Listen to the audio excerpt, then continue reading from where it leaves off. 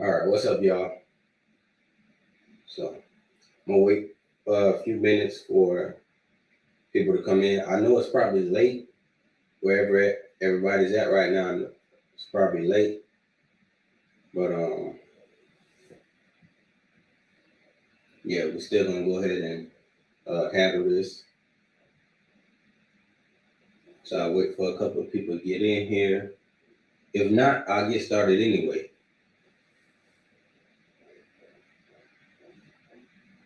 Yeah,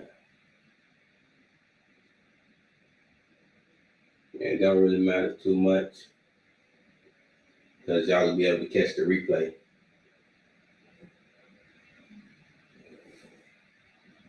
Hey, Karen, what's up? What's up? Yeah. I think this stream might be a little light, um, because of probably the time zone it is. So if it's 1 o'clock here, it's probably probably 1 a.m. or 2 a.m. something like that back over where y'all at.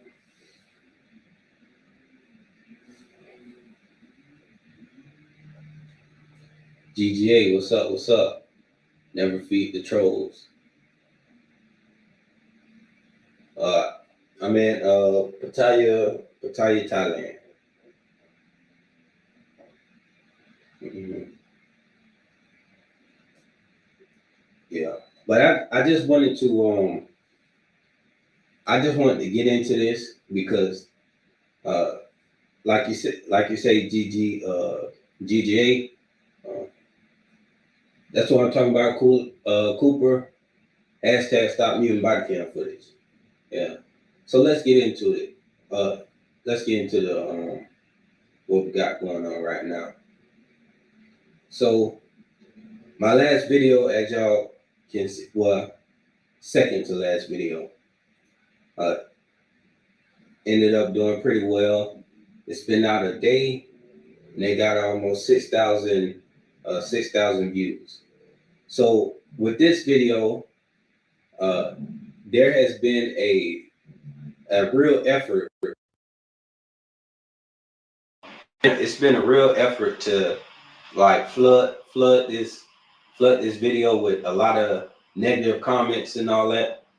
So what I wanted to do is go over some of the negative comments and explain why I only respond the way I do on those comments.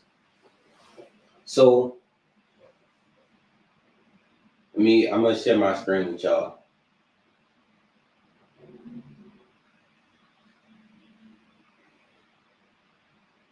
Yeah, so let me tell y'all what happened with this video. So I'm sharing my screen. This is my video. Citizen journalist denied access to courthouse, and yeah, this was the video. So what we have here, a lot of this was the video that I received the most negative comments, I think. But the overall video is still, I think it's 81% of the people like this video versus, I guess, the 29% that, not 29, 19% that don't. But yeah, so I'm just gonna read some of the negative comments on here. So it says, this is a beautiful example of auditing while done. The facility has clear, understandable regulations regarding photography and cameras.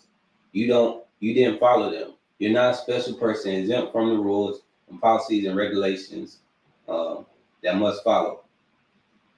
So this person wrote this, but it doesn't make any sense because nobody said I couldn't record or couldn't film. The reason there's no policy against it.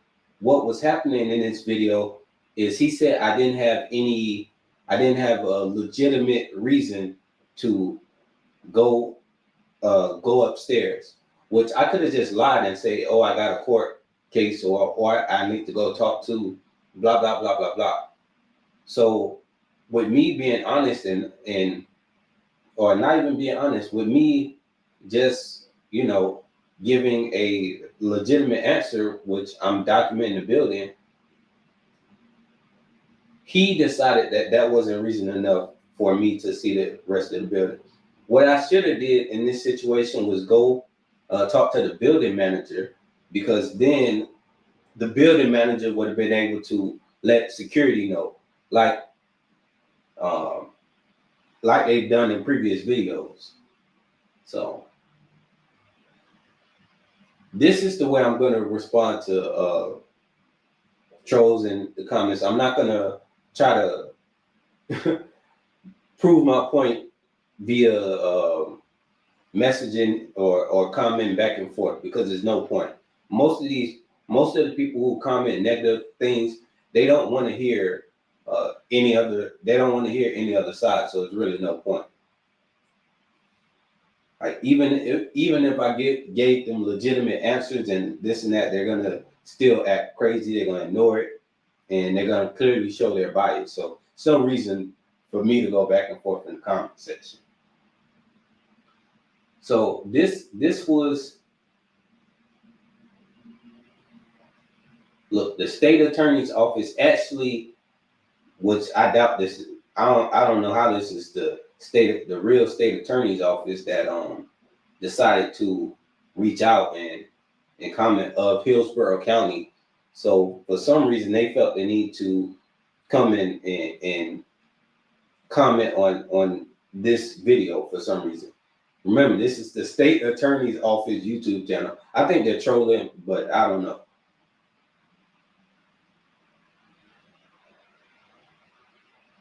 But anyway, so they actually said, let's go back to what they said. They said, we are sincerely sorry for your confusion. I'm not confused. To be clear, this is not a courthouse. This is not the courthouse this person was trying to gain access to. This is not the courthouse?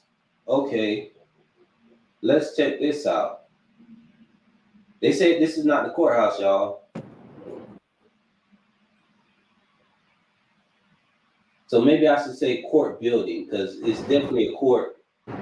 Hold on. This is the Pat Frank Courts building. So I don't know the difference between courthouse and court building, but maybe that's a difference I didn't pick up on. But I'm pretty sure. This looks like every other courthouse I've been to.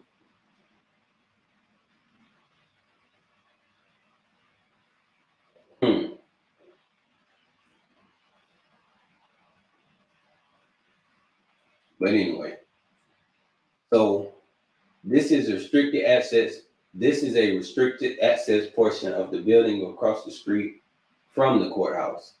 Any person, regardless of being a media member, needs a purpose and approval to go into the secure area at the state attorney's office. Why would that be? I don't. Why would that be?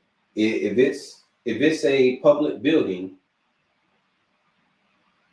what would someone need to do in order to go and observe the building? I don't see what's the big deal. I don't understand what's the big deal. If you have a metal detector or in a security checkpoint, what is the issue with people accessing the state attorney's office? If you're scared of people bringing weapons to harm you or something, well, you have a metal detector that people go through. So what's the issue with anyone going up to see just the building, just to look around and see what's going on, see where the citizens' tax dollars are going? I don't understand the issue. So then we have here, he was quiet during his walk of shame. I guess they think that this really hurts my feelings or something when I see that they aren't letting the citizens exercise their rights. I'm not thinking about it personally. It's not personal for me. I'm showing y'all that this is how they are going to treat the public. It's not, I represent the public. I don't just go in there representing me. So it does walk of shame. Oh, they denied you. Okay, they denied the public. So the people that are cheering for that are cheering for not having freedom and not having their rights respected. You're cheering for that. So I'm not going to argue with people who cheer for that type of stuff. Like, it's certain people who enjoy being a slave.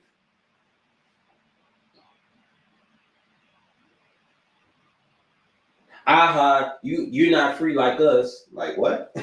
that's how they that's how it sounds. But then the people don't give you the right to abuse the First Amendment. Like people, that's a random statement. Like, okay, how do you want me to respond to that? So all I say is thanks for commenting. Then you have Blue Vaughn. Blue Vaughn is, obviously a troll. That they take this same post right here and just comment and paste it. Thanks for commenting is your go-to response when you are confronted with truth and proven wrong. No, thanks for commenting is my go-to response when I don't feel like going back and forth with someone who's clearly biased. There's no point. Here we go. There's no journalist in this video. Journalists research, write, edit, proofread, and file, what does that say? File new stories, features, and articles. Their pieces are used on television, radio, within magazines, journalism, newspaper, and print, and online. Most jobs require qualification accredited by the National Council for Training of Journalists. Okay. They like to insult people a lot. Any of these idiot frauditors, look at his profile picture. This I don't know if y'all can see this, but if y'all look at the profile picture of most of these comments, most of these aren't even real accounts. Like if I go to all the accounts where I go to and it's like a negative comment or whatever, or insult or something like that, it's never from a established channel. It's only a few times where it's like an actual person, and that actual person is usually someone who is making content off of, my content, and but giving a negative opinion about it. So any of these idiot fraudsters need to learn what journalism entails, not to mention actual scope of the First Amendment. They have no clue. So I like how this person thinks that the only person who can be a journalist is somebody who fits into their definition or their version of what a journalist is. You can have your own personal journal and make logins to your journal every day from just your personal life, and you would then be a journalist. So I don't think they know what to tell. Then got another one here says, that federal court is about half a mile from their walking distance. Why don't you go there and ask for an injunction to allow you in the second floor so they cannot violate your rights? I guess that was a suggestion I could do, but the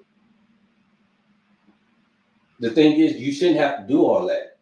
All of that shouldn't be necessary. That's my point. All of that shouldn't be necessary. Then another misconception is that one cannot be trespassed from public spaces unless a law is broken that is based on ignorance. Well, if that's not the case, where anybody can be trespassed for any reason, that doesn't sound like a very free country. So if that's true, you're saying that we don't live in a free country, and it sounds like they're advocating it not being a free country. Like it's ridiculous. Hold on, let me see where we at now. I was born an asshole, says, what's up? What's up?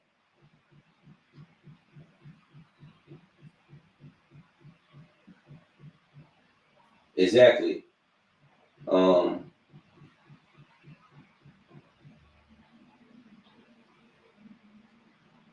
was it? The state attorney does not have freedom of speech. Don't let the haters get to you. I wouldn't even read it. Watch it blood.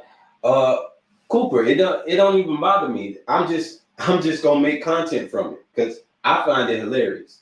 That's why I don't come. That's why I'm doing this versus trying to prove my point through messaging back and forth with, obviously, like I don't even think these are real people, and they are real people. That's a sad real life.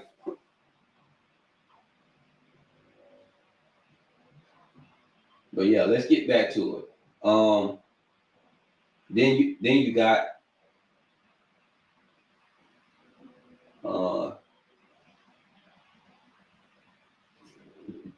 let me see. So I'm gonna sort by.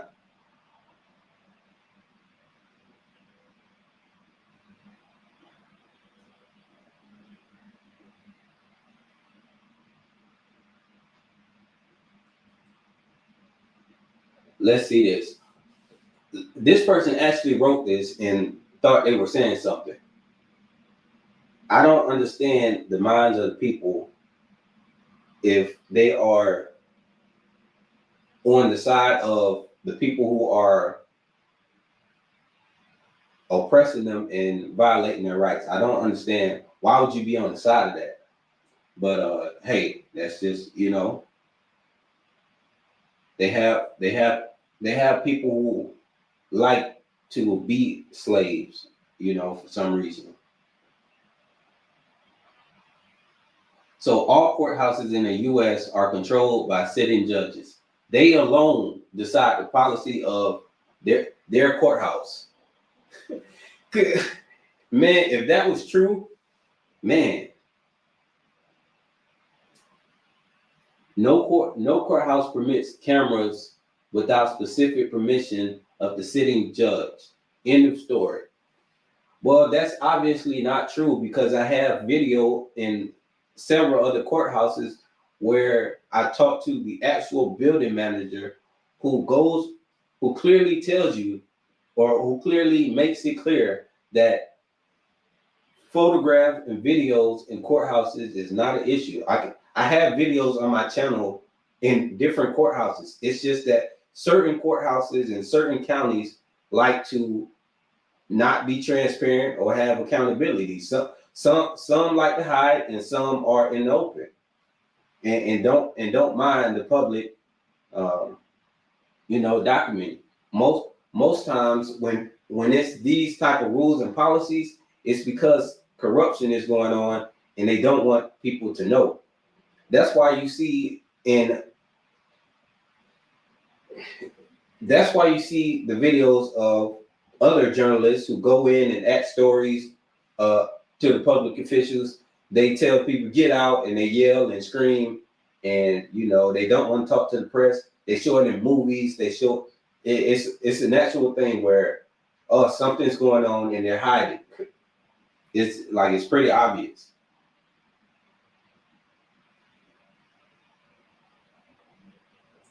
I don't know. People think that I take this personally. Like if I don't get access to a certain building, they think like that really ruined my day. Like it doesn't.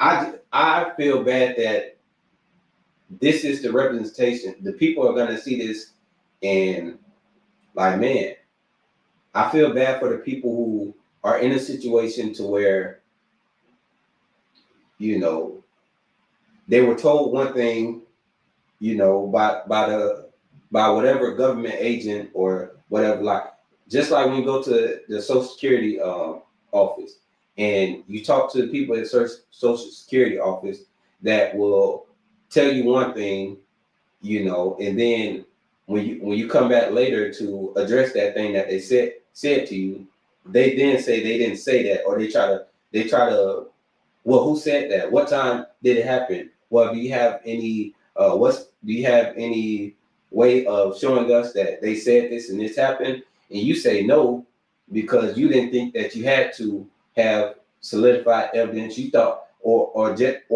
a objective record. You thought that their word alone was going to be good enough and your word alone was going to be good enough.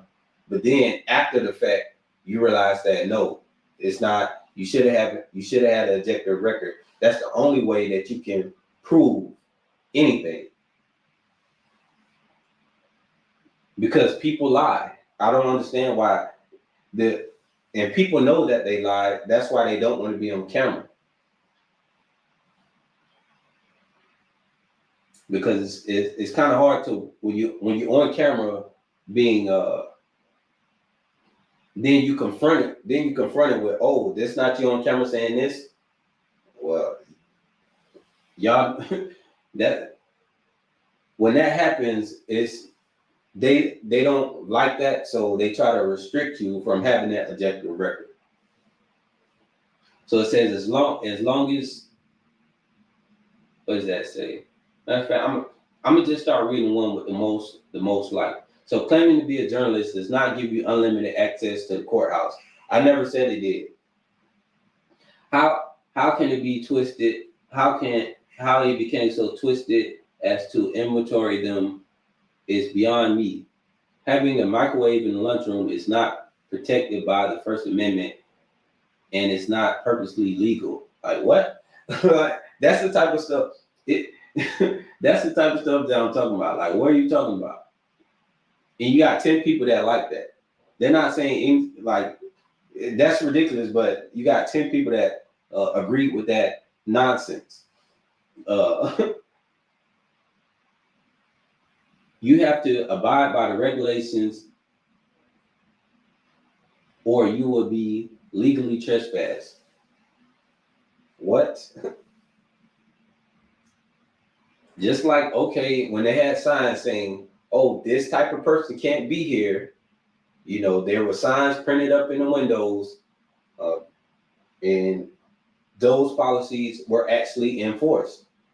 You know, hey, we don't like your type of people here, so you can't be here. And oh, it's our policy, so you know what the policy is. The policy, so we're just gonna go with the policy, no matter if the policy is right or wrong. When they say, you do not understand that a courthouse is not a traditional public space. Since when? What are you talking about? Since when is a courthouse not open? Get out of here. If that was the case, there wouldn't be no cases that you can follow online. That makes no sense.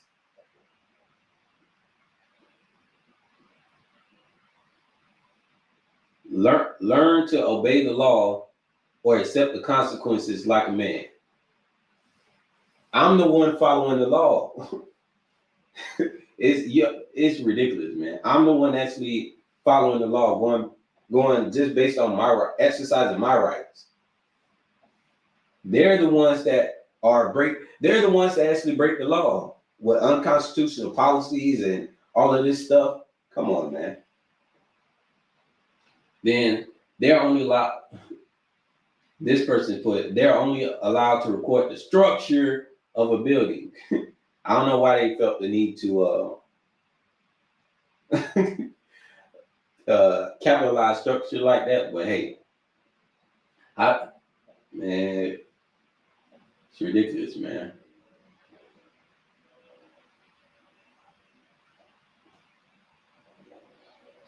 Here we go. It's a shame that YouTube University School of the Citizen, independent journalism, First Amendment antagonism neglects to teach its graduates about the public forum doctrine and constitutional authority to reasonably limit it to a time, place, and manner otherwise protected by the First Amendment activities in non-public forums such as courthouses.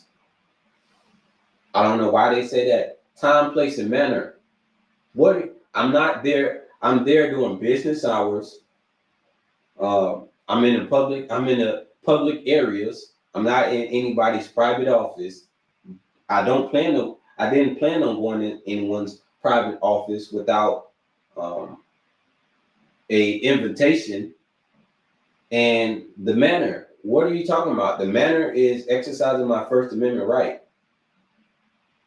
If I can see it with my eyes, I can record it. If I can be somewhere, just be there, which if it's public and it's not restricted, then I can be there. Adding my camera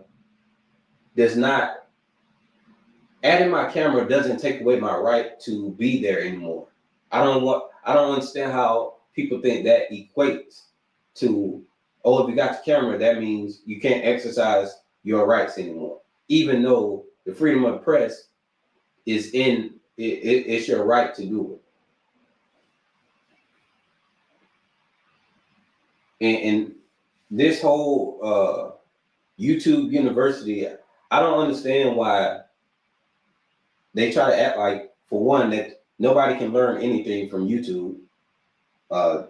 That's a crazy thought anyway. Most people learn more off YouTube than they did in actual school, because schools make you go through a whole bunch of stuff that you aren't interested in, and make you learn a whole bunch of stuff that you aren't interested in. So when you have platforms that you can directly focus on something that you are interested in and learn from, you just have to be selective with who you decide to learn from on the platform. There are several actual civil rights lawyers on YouTube. There are actual lawyers on YouTube, real lawyers. And I don't understand why they believe that, it's impossible to learn from YouTube. It's the same as going to any online school. As long as the curriculum as long as the curriculum is well put together, it doesn't matter the platform. But they try to say that for some reason I don't know, just to, I guess, troll, because I don't see the point of that. You don't need YouTube to go and just read the First Amendment. Like you don't, the Bill of Rights, you don't need.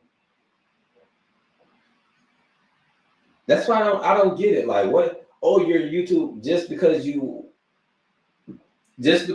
familiarize yourself with your rights, they say, oh, well, oh, so you're a lawyer now.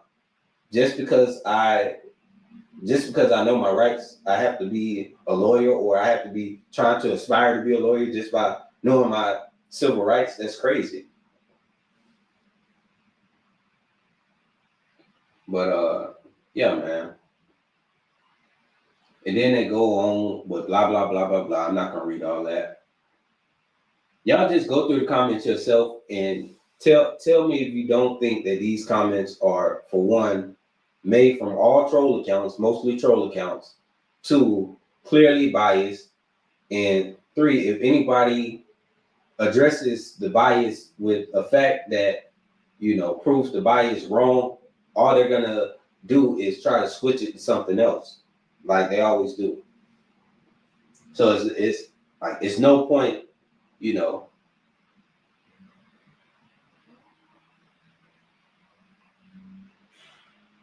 if I, it's like if I say 2 plus 2 is 4, they'll say, well, 2 plus 2 minus 2 is 0. Like, okay, what does that have to do with 2 plus 2 being 4?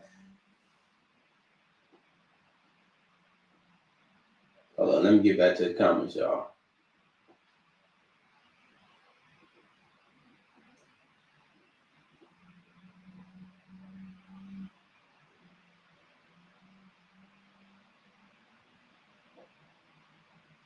All right. What's up, Vicky?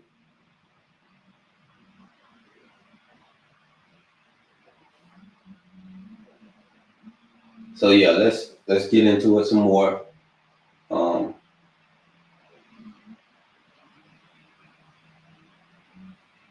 Yeah, they're talking about Ally University.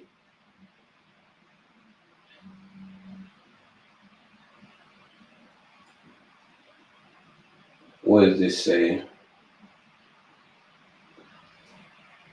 Like, y'all, they just be saying anything, man, anything. Look at this one. This is a beautiful example of auditing while dumb. The facility has clear, understandable regulations regarding photography and cameras. No, they don't. No, they don't. This was not about the reason I was denied access is because he said that the reason that I wanted to he said the reason I had for wanting to see the rest of the building was not a legitimate reason. So if I would have made up a reason that was legitimate for him, then I would have been able to access the building. He never said I couldn't record. And he said, you didn't follow them. You're not a special person exempt from the rules, policies, and regulations that everybody else must follow. You can't be free. Everybody else has to be a slave, so you have to be one too. I don't know. That's the voice I get for somebody who sounds like this. And let's check out this channel. 3 subscribers, no video.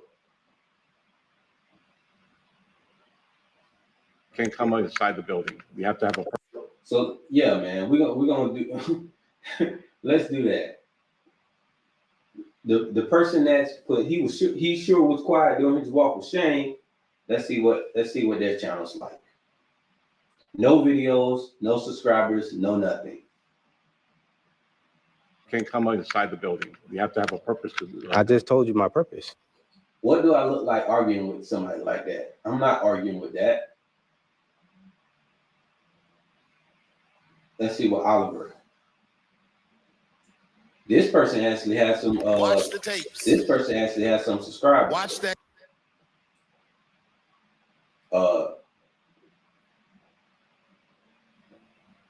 They got 13 videos of nothing. 13 videos of nothing. Not nothing. Whatever they have videos on. But not them. They're not showing any of their content. Let's see. Look.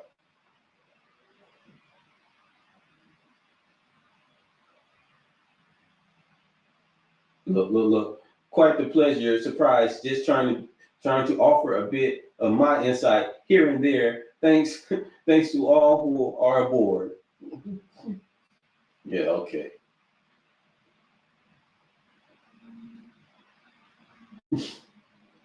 Nah, these channels, bro, all trolls, man, all trolls.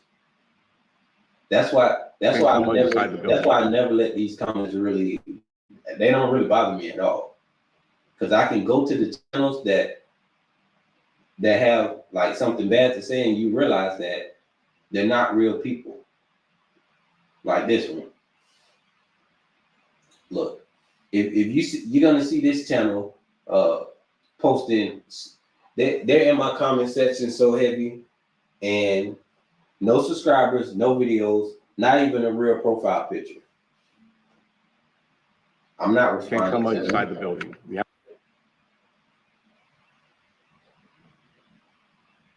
Let's see. Let's see about this one. As long as government entity has a press liaison, aka media relations officer, they have fulfilled their obligations under under freedom of press. State's attorney / attorneys general and their subordinates, prosecutors, are inherently at risk. Prosecuting attorneys put gang cartel members in prison, often for the rest of their lives. So their job is to make enemies of very dangerous scum. Okay. Okay. They're still public. People still know who they are. So what are you talking about? What does that have to do? They're already public. It's not like they what? Like I said, it never makes sense. That's why I don't that's why I don't respond.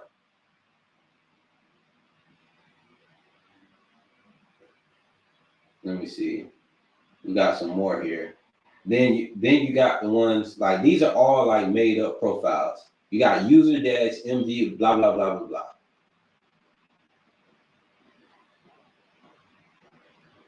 So I don't care about trying to prove myself to channels that aren't even like they aren't even real people. Like why would I try to explain or anything to somebody who is not even a real person? They to somebody who doesn't show their face or doesn't have any content and is obviously not like, come on, why would I? I'd rather make more content going over this kind of content versus trying to go back and forth with them. 1, 2, 3, walk of shame. 3, 2, 1, walk of shame, and they put smiling faces. Like, okay, if it was, I'm glad you got some entertainment from me.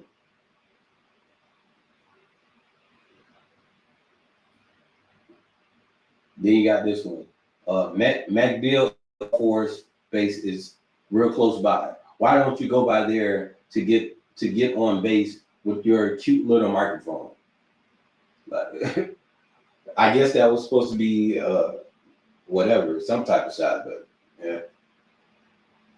It don't affect me. I'm trying to tell y'all. All they did was boost this video, and now the algorithm has boosted this video, and this current video is getting 100% more views than my normal videos. Just because I have so many trolls on this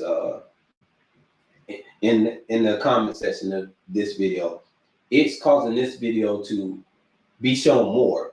So that's why I always say thanks for commenting, because you're actually helping the video get out to more people. This video has helped me to gain more followers. I didn't lose any followers on it.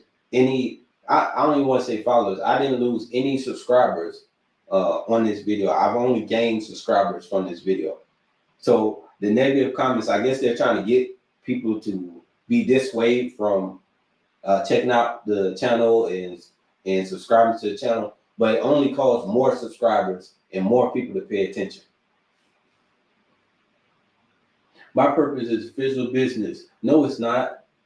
So this person feels like they can tell me that my business isn't official when the First Amendment clearly says that it is official business.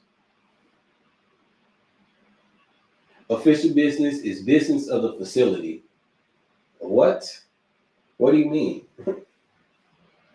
The things they deal with, appointments, etc. Not because some tourist wants to come in and film. Oh, but you're not a independent journalist. You're a YouTube content creator trying to get reactions, to get clicks and views, to get paid, effectively a prank channel. So I don't understand why people say I'm the one trying to go get a reaction. No, I'm going to document my experience and to see how people are being treated there. And if they are treated well, good. If they're treated bad, they're gonna you're gonna have, it's an objective record of how they're treating people. So people know what's going on.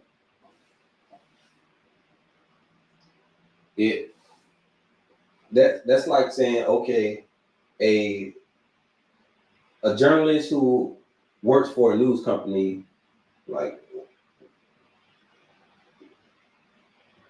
every media outlet is a content creator. Media is content. So I don't why are you trying to separate when it comes to YouTube as a platform for media? Like I don't get it. Content creation, media itself is content creation.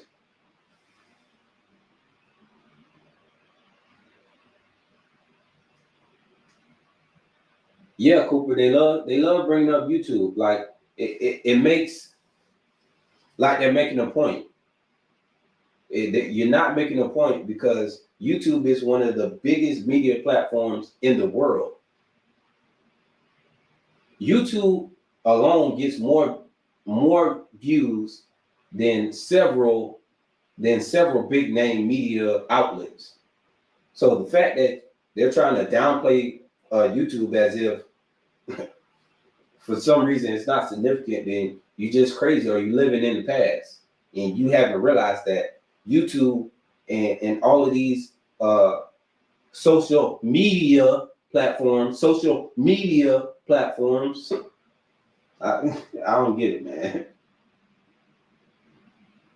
Just another form of news. Yes, it's just another platform for individuals to share stories, content, and media. What's up, Black Gold? Yeah, man, every right, man. Exactly. They have no idea about freedom. Exactly. It's absolutely ridiculous.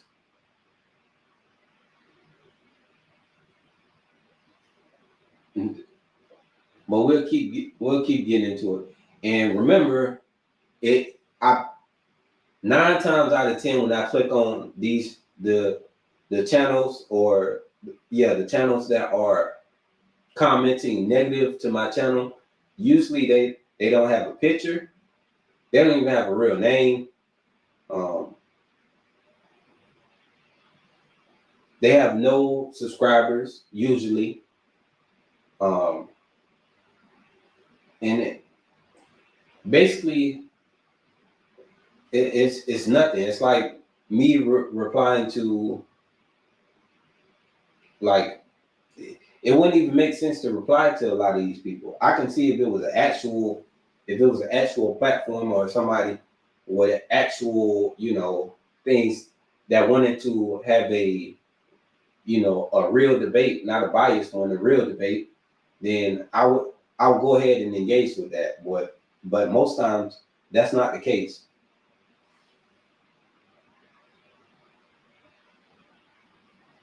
Then you have people's this person put a comment, the First Amendment is not absolute. Okay. May not be absolute, but it's pretty clear. He is only doing his job, and he is doing a great job of keeping a lowlife out of the building. Well, I don't know what you consider a lowlife, but I would be the farthest thing from a lowlife.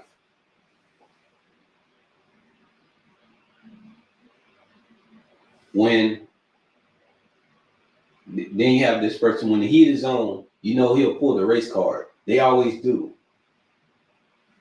What are you talking about?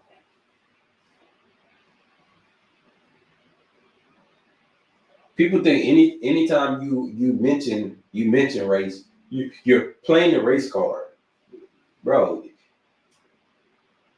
If you scared of somebody mentioning race, then you probably racist. If it offends you that people bring up race or talk about race, then that means you're probably racist. and you don't want them speaking about it. You want people to just shut up. Don't say nothing. Like, get out of it, man. Then they say, learn the law, son. First Amendment is not unfettered. You cannot just go anywhere you want and record anything you want. Nobody said I can go anywhere I want. I can go anywhere in public that I want. Anywhere in public that I want, I can go. That's a right. I can't go in somebody's private house unless I'm invited.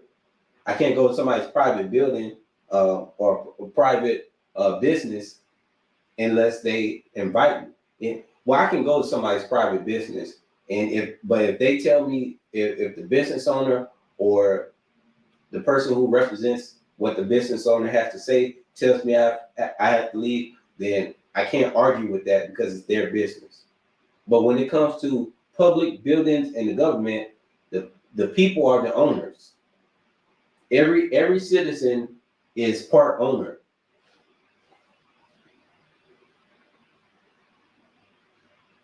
Then they say, pro tip, look up the 10th Amendment, limited public forum. Okay. They always bring up limited public forums. Okay. You don't prove anything when you talk about limited public forums. This had nothing to do with it being a limited public forum. A limited public forum is like private offices or restricted areas.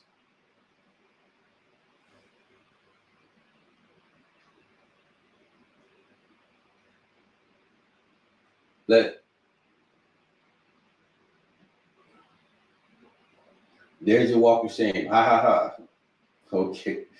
People like now I bet you 9 times out of 10 they have no subscribers and no videos, don't even have a profile picture. Let's click on it. No videos, no subscribers, no nothing. Can't come inside the building.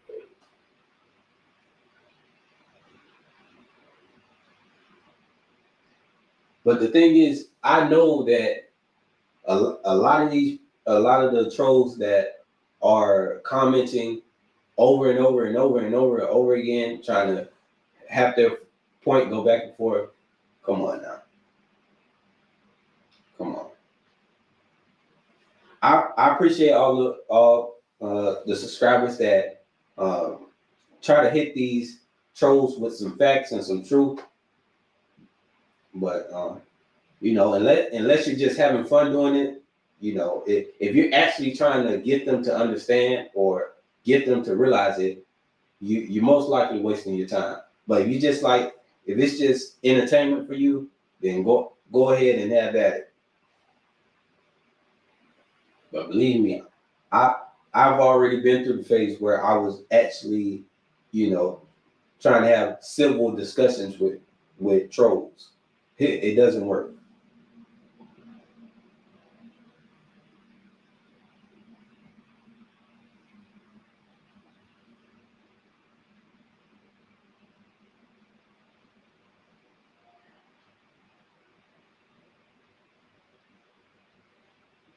You should change your name to Auditing While Ignorant. Like, bruh, you wasted your time to comment that. Then say, deny, do something with your life. Okay. How about you do something with your life besides commenting on YouTube video that you don't like or you don't agree with? I can, if it's something that you like or you enjoy,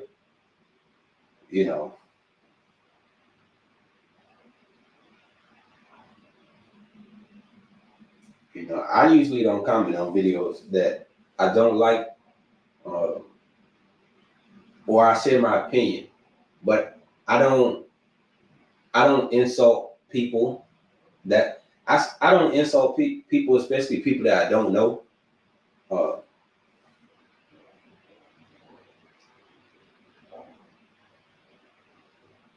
Now it says, now you can lie to your viewers and say they didn't let me in because I'm an uneducated black guy. So, again, I don't, for one, I don't think I could lie to my subscribers anyway, because I believe that most of my subscribers have just basic common sense and a sense of wanting freedom and not to be, and not wanting to have their rights violated. So, if you are a subscriber of mine, I already feel like you have a certain level of wisdom and intelligence that people that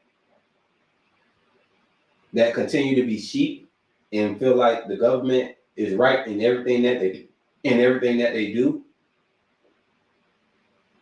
If you believe the government is doing the right thing and that everything's on the up and up and they just want the best in mind for the citizens and all of that, and you think politicians actually have your best interest in mind, if you really think that, then there's nothing I can say to you. There's nothing I want to even say to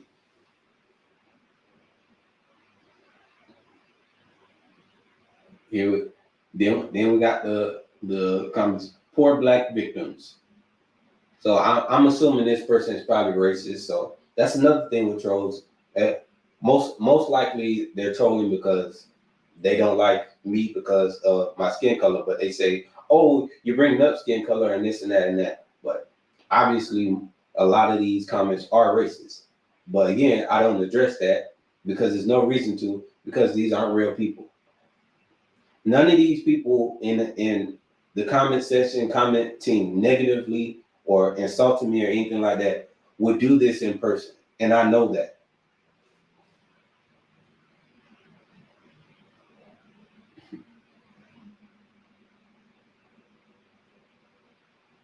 Let's see.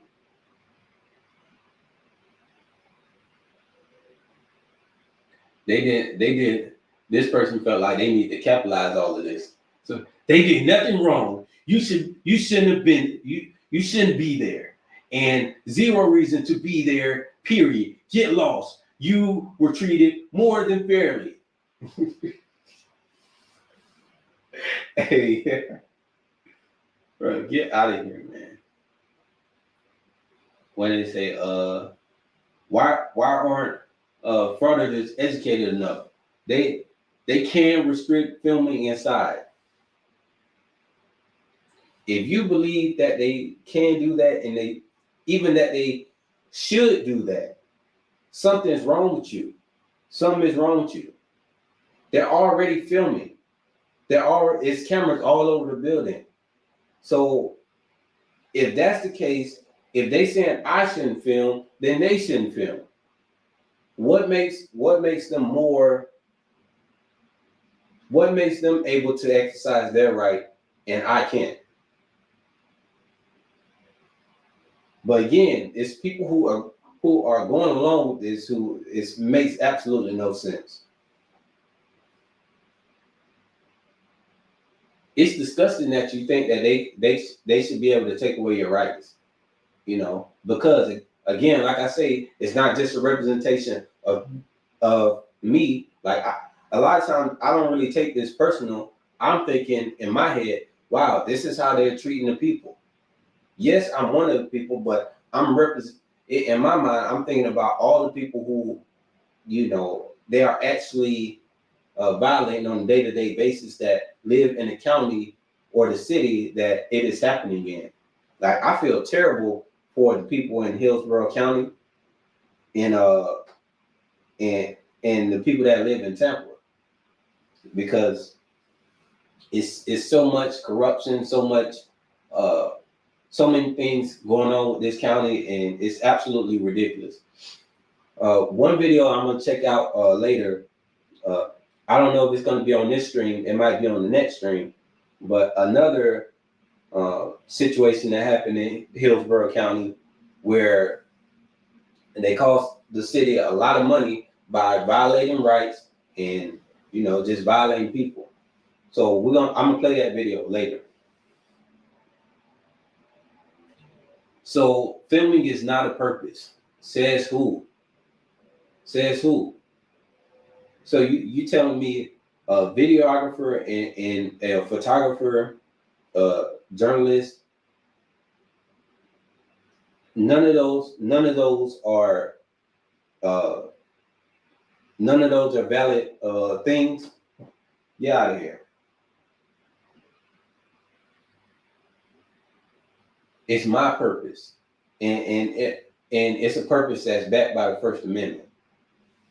And they try to say, oh, video cameras weren't invented when they wrote the First Amendment. That's why they wrote the First Amendment the way they did. Press is press.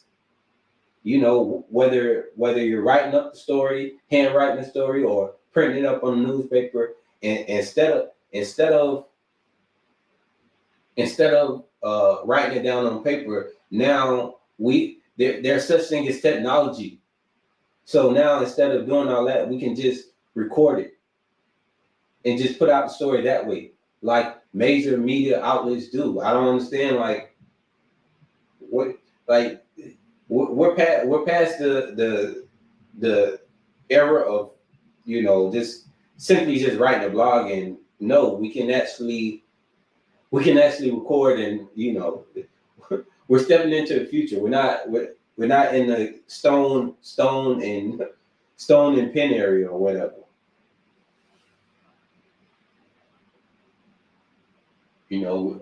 We're not writing down documents with the feather pen anymore.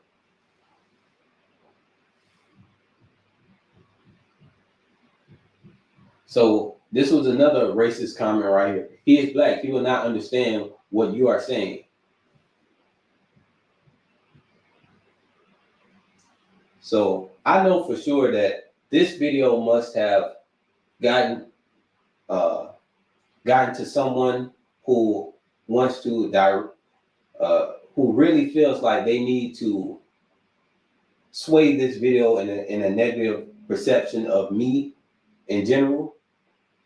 And they're trying to flood the comment section so they can, I guess, trick the minds of the people to thinking like, oh, well, he's doing something wrong by wanting to exercise his rights. The people are smarter than that. I don't understand it. They think that this is going to work to get people to not want to exercise their rights anymore. Then you got this person. You just want to be a nuisance. You just want to ignore the law and do whatever you feel like just to be a nuisance. Full stop. Enough. The rights. Blah blah blah blah. You are just lying about that. For one, I cannot be a nuisance if I'm not going there to bother anybody. I was clearly minding my business. He decided to speak to me. Everybody actually, when I'm minding my business, everybody comes up to me and they have a problem with me. So they say I'm the nuisance because they have a problem with me. No, I didn't. If somebody walks in a room and is minding their business, and you walk over to that person because you don't like whatever they're doing in their presence, or you don't like whatever they're doing, it's disturbing you. They now think that the problem is actually you, when no, the problem is actually them.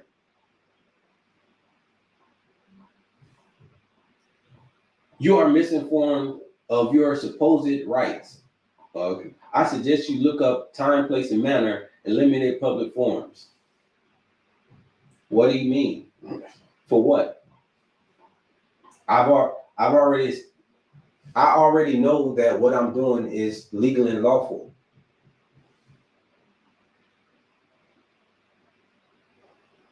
I just know people don't like it because most times they're corrupt or have something to hide. I don't mind being on camera. We go out every single day and we are recorded probably, man, you recorded almost everywhere you go, whether you know it or not.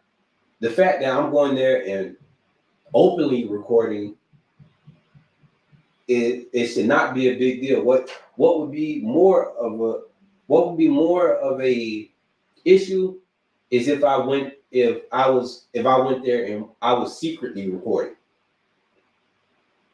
You know, it's crazy that they would rather people go there and secretly record than actually go out and openly record, which I don't. Again, it's backwards thinking that doesn't make any sense, and it's just pure insanity.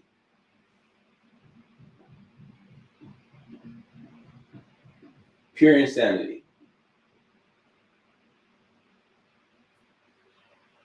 All right, I'm back in the comment section, y'all. So Scarecrow said, you should ask these trolls what color do they bleed, because if we're all the same inside, it doesn't matter what it is on the outside. Just thought. You know, Scarecrow, I would ask them that, but trolls are trolls, man. They're not. If I ask them a question like that, they're not even going to respond to the question. They're going to say, "Oh, you're racist. You're playing a race card." It's going to be some off the wall response that has nothing to do with anything. They'll just keep moving. They'll just keep moving. Like they'll keep moving the point. Okay, you address this point. Now they don't have a way to comment or come back to that point. So they'll go to this point. This point don't make sense, and show that point don't make sense. Then they'll jump to this point, and it's like you'll be forever chasing or trying to. I don't have time to do that. I rather communicate and put that time into giving a full response to the people who are supporting and the people who are just rational people or actually want to get a understanding of what's going on. Not somebody who is just biased from the start. Like that's like when y'all see the officer arrive and they already have the idea of what they're about to do. They already have a idea. Remember that's like when law enforcement just arrive on a call, they don't really care about what you have to say. They already decided in their mind what they're about to do or try to do. So when you go to trying to explain your point or, trying to, have a simple conversation with them, they're not trying to hear it. They're not in listening mode. They're in robot mode. So they're not thinking like humans. They're not using their brain. They don't want to use their brain. They are just figuring out how can I put they're thinking all in their mind, they're thinking, how can I put charges on this person? And we trying to explain to them, telling them what happened in this, when thinking like, oh, maybe if we explain our point really good, they'll hear what we have to say, and that might, when 9 times out of 10, that's not the case.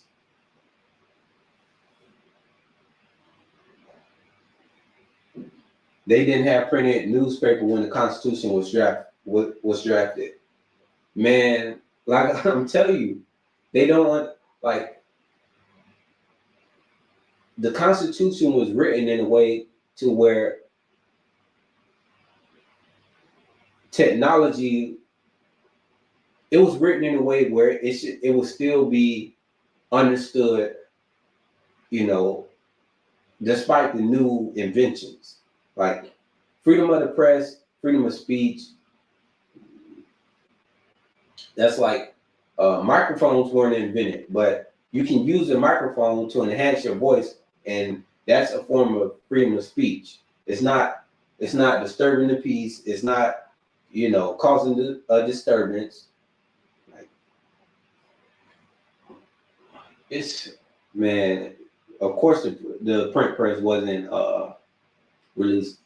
All of these are relatively new inventions, but if again, they will say anything, they would just say it just to say it. It doesn't really have to have real merit in it. And even if you address it, they're gonna just go to something else or try to, it's crazy. Scarecrow. There you go. There you go. So that's why I don't respond to it.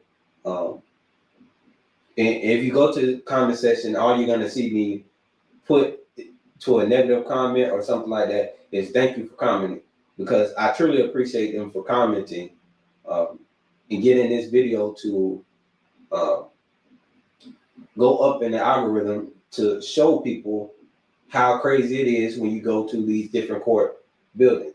So they're saying it's not a courthouse. So what I'm gonna do is I'm gonna edit the video and put court building. So I'm gonna do that now.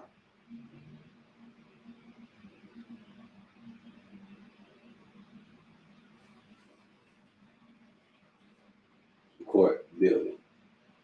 It's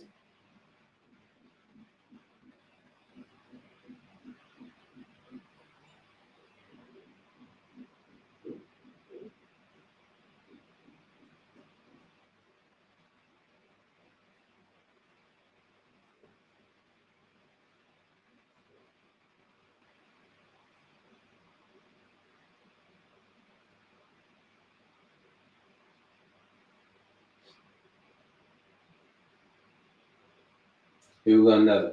Your very own video captures the sign that says security screening.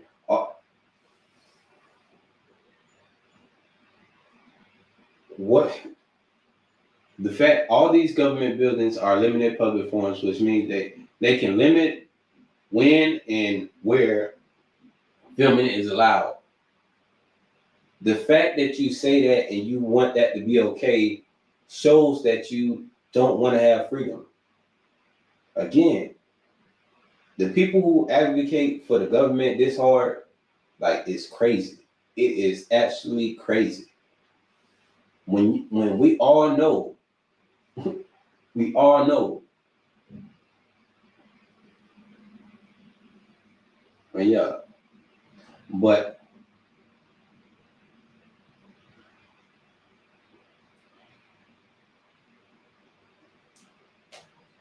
so come on, y'all. Cop.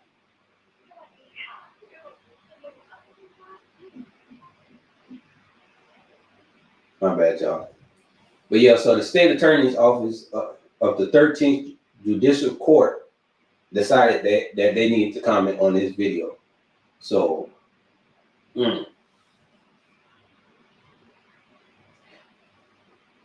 so it's funny how they talk about, in the last video that they put talks about National Criminal Victim Rights Week. So you're talking about the rights, the rights of criminals, but when it comes to the rights of law-abiding citizens, there's an issue.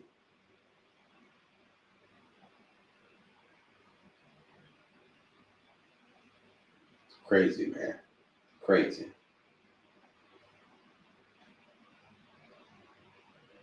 So the state attorney, Susan Lopez.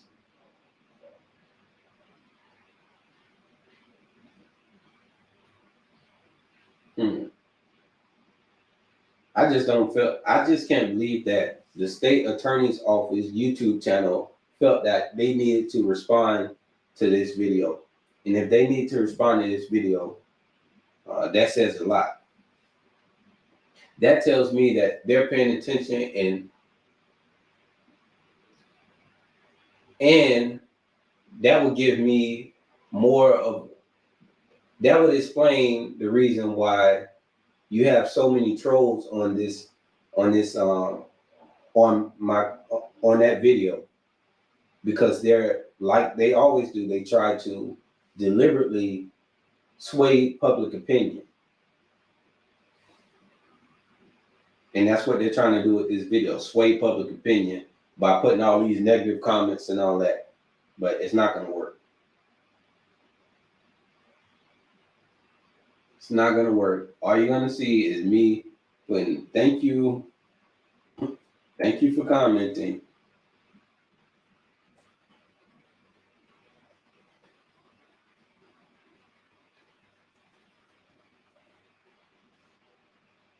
And y'all may wonder why, like, I don't just delete the comments or block these people. It's because I actually believe in the First Amendment. It's freedom of speech.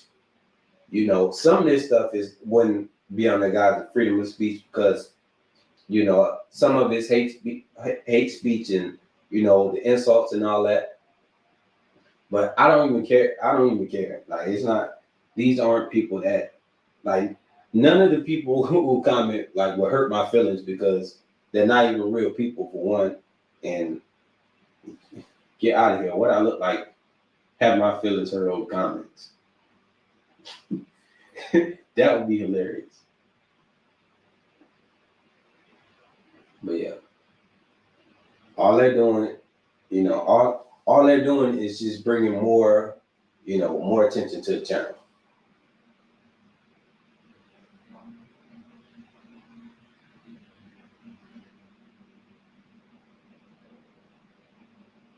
See, and this one actually has 79% of people like the video. So that's the video. It was 81, but as the video goes on, you know, we'll see.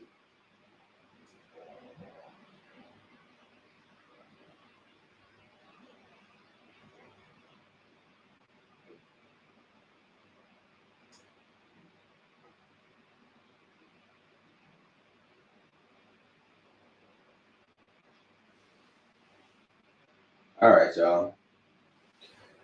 So hashtag stop muting body cam footage.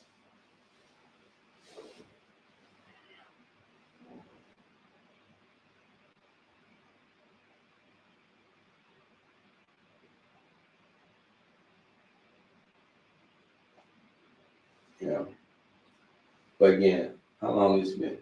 So what's up, Lou?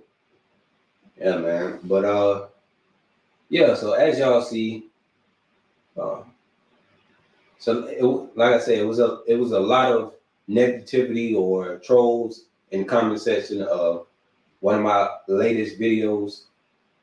But if you go through the comments and you see, or you try to go to the accounts of the people who wrote the comments, you realize that they aren't real people. They're just anybody who decided they wanted to make a quick YouTube channel and comment negative stuff on somebody's channel. They, they're clearly biased, for sure. They're clearly biased.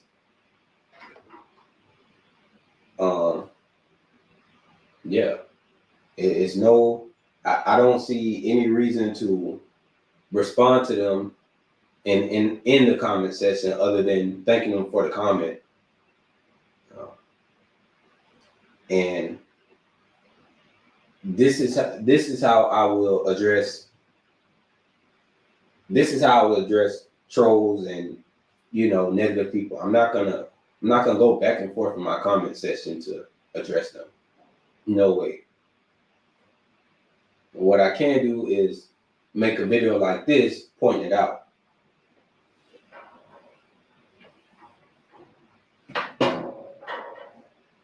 But like Scarecrow said, basically these are people that don't think that's the same. It reminds me of the same way that officers arrive to the scene and don't do any investigation or anything.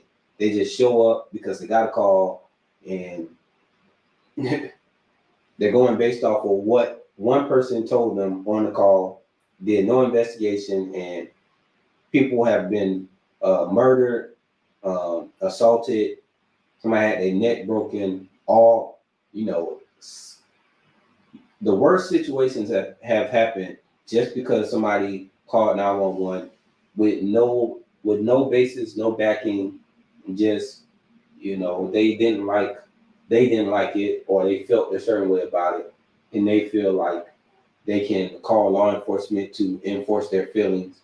And what happens is these they have what's been happening is that law enforcement has been enforcing their feelings because, and they're doing that because law enforcement, a lot of law enforcement does not know the law. They don't know the Constitution. They don't know they don't know what their actual job title is. They feel like their job is to control the situation, um, control, exert dominance, and be tyrannical. It's crazy that a cop will show up to a situation and have an attitude with the public when there are cops should be the most cops should be the best people. If you're a cop, you should be a people person. If you're not a people person, why would you jump into law enforcement? The only other reason to jump into law enforcement if you're not a people person is to be in a position where you have perceived authority and a place where you feel like you're powerful now because you have a gun and impunity if you decide to harm people.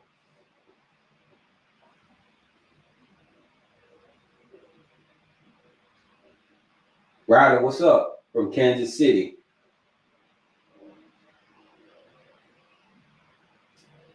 But yeah, y'all, let me check out something. Now y'all might be probably tired of hearing me talk by now. Let's go check out a video.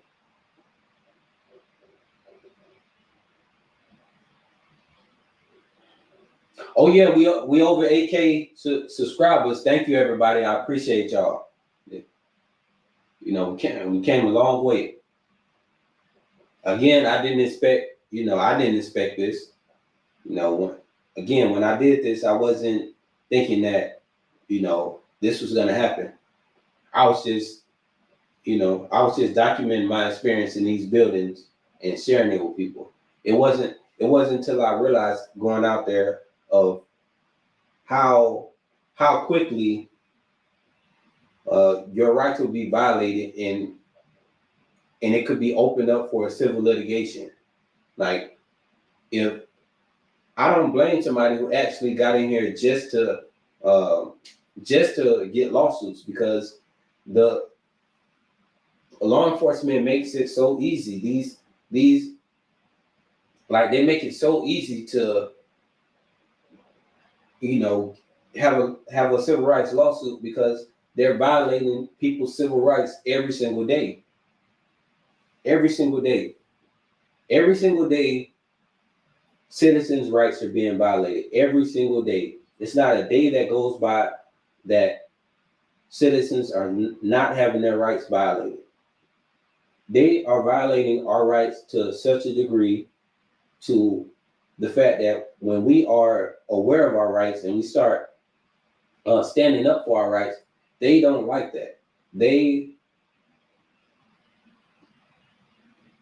think it's a problem when we exercise our rights. They try to call you certain names when you start exercising your rights. Oh, we got a constitutionalist. Oh, we got a sovereign citizen. When really cops are the only sovereign citizens. Them and political officials, those are the sovereign citizens. It'd be real hard for the actual public and regular people to be sovereign citizens. It'd be real difficult.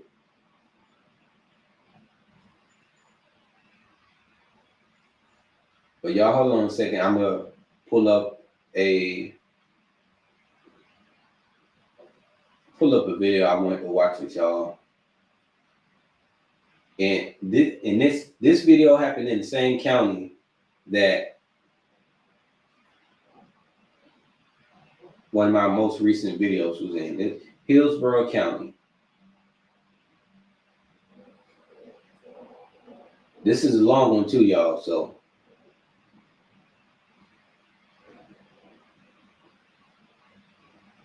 I don't know. We may do it in two parts. It depends on All right. Let's get to it. Let's get to it, y'all.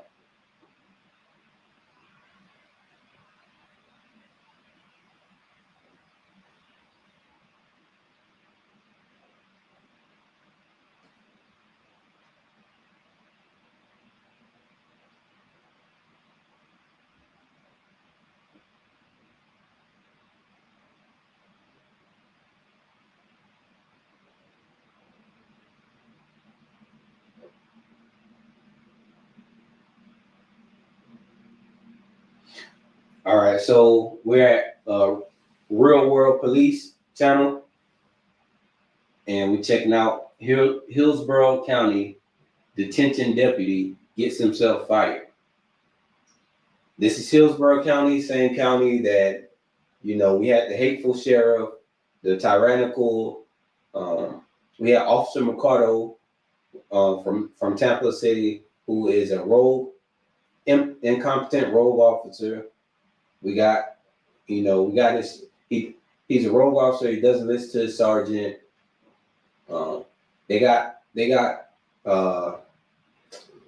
They send body cam footage with the sergeant's face blocked off for some reason. Since when do they block the face of law enforcement in a body cam footage?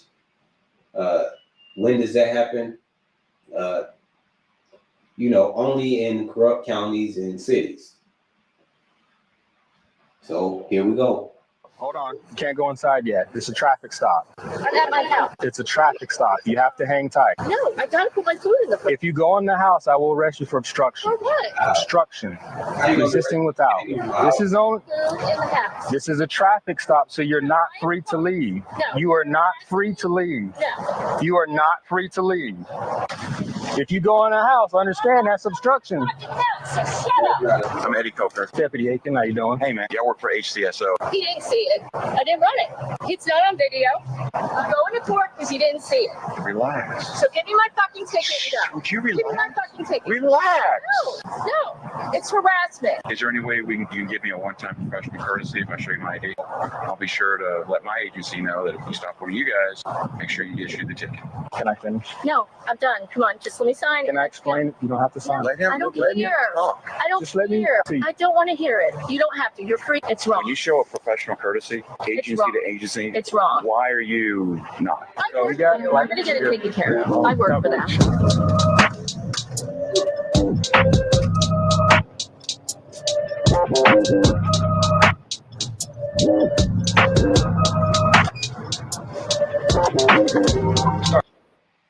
And the thing about what happens in law enforcement is that when you are we're going to say African American in law enforcement, African American people in law enforcement believe that they're going to have the same protection as their non-African American or their Caucasian counterparts in law enforcement.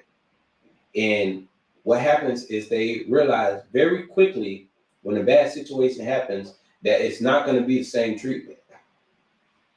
516 traffic stop.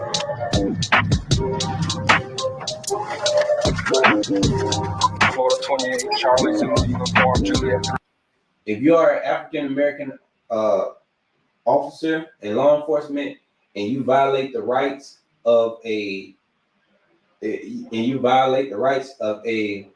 Caucasian American, and that Caucasian American has status in that, you know, wherever they are, they're not going to afford you the same protection, you know, that you thought you were going to get. 37, sir. Blue Nissan. Hello, ma'am. So I'm actually doing a traffic stop now. Why? I'm back there. Did? Yes, you did. We didn't. Yes, you did. Can I have your license, driver's license? Proof of registration? You have a video. I don't need a video. I saw you do it. No, you need a video. No, I don't. I saw you do it. Sure you did. You're harassment with my neighbors. Well, we'll be going to court because you did not see me do it. Okay, you say so. Okay, I do say so. And I don't know about my insurance. It's somewhere over there. Because I know you didn't see shit. I have a perfect driving record, so good luck with that. You guys have been targeting me and targeting me and targeting me because all the fucking neighbors complain, and I'm not doing anything. So I don't know how to get at my insurance. I don't know. Whatever. Write me a ticket for my insurance. I don't know. Can you log into it? Or I don't know. I don't know how. I know I'm allowed to have it online, but yeah. Do you have? Is it Geico, Progressive? It's AAA. I know that insurance. Do they have an app for it? I would think so. I've never had to log into it before. I don't know. I don't know. I don't know how to do it. There's no way to put their. I don't know. I haven't been pulled over in like 20 years, so I don't know. I have no idea how to do it.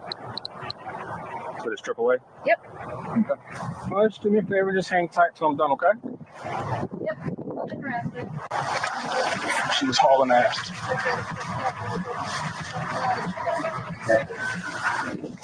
What's that? I have my food inside. Oh, hold on. You can't go inside yet. It's a traffic stop. I'm at my house. I understand that, but it's a traffic stop. You have to hang tight. No, I gotta put my food in the fridge. If you go in the house, I will arrest you for obstruction. For what? Obstruction. Resisting without. This is on. Food in the house. This is a traffic stop, so you're not free to leave. No. You are not free to leave. No. You are not free to leave. If you go in the house, understand that. You're harassing me. You are. If you go in the house, I'm just telling you, if you go in the house, that's obstruction. So just hang tight for a couple minutes. That's all I'm asking.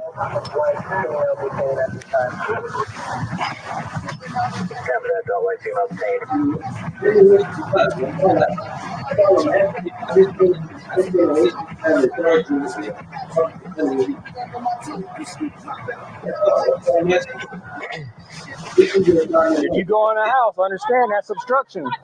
Shut up. Okay.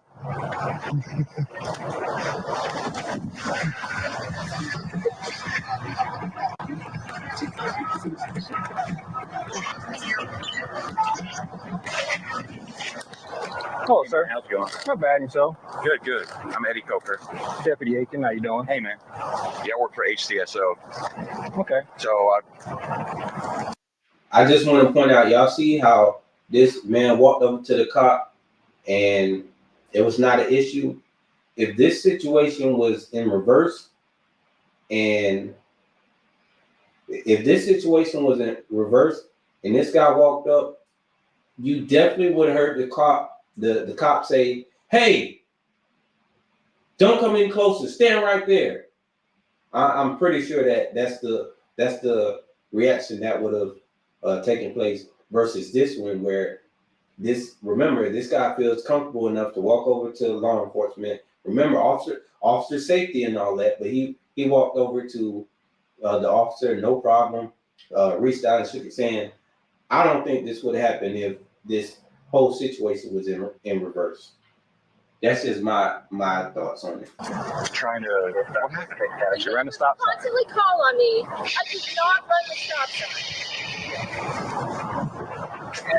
do you have somebody showing her running a stop sign, or I saw it. you saw it? I saw it. He didn't see it. I didn't run it. It's not on video. You didn't. So I'm sure, since you know you're right. Nope, you didn't see it. I'm sure you know, since you're a deputy here, I saw it. I'm telling you, I saw it. Right. So You're wrong. that's probable cause for me to conduct a traffic stop, which is what I'm doing. No. Relax. It's fucking harassment. Relax. I'm going to court because you didn't see it. Relax. So give me my fucking ticket and go. Would you Give me my relax? fucking ticket. Relax. No, it's harassment. Well, as you can see, that's probable cause to do the stop. Absolutely. If she wants to take it to court, I if she agree. can take it to court, that's up to her. There's not much else I can say on that one. Right. Yeah, is there any way you can give me a one-time professional courtesy if I show you my ID? I have to. We've been getting complaints in Seven Oaks in general. I'm assuming you've seen a lot lot of us in Seven Oaks in the last couple of weeks. It's been in general, so because of that. So it sounds like she was right that the neighbors were conspiring to harass her. That's what it sounds like, based on what he just said. But let's keep listening. That we're enforcing everything. Okay. Well, I'll be sure to let my agency know that if we stop one of you guys, make sure you issue the ticket. That's all you Okay. All right, man. All right, go ahead and write us the ticket. I assume you have her on video running the stop sign. So when we go to I court, saw it, but she can take it to court. That's fine. So at this point, I mean, she can give her case. I'll give my case. okay, that's fine. We'll go ahead and take the ticket then, and we'll take it to court. Yeah, that's fine. All right. So just give me a couple minutes. Just do me a favor and hang out over there for Yeah, me. sure.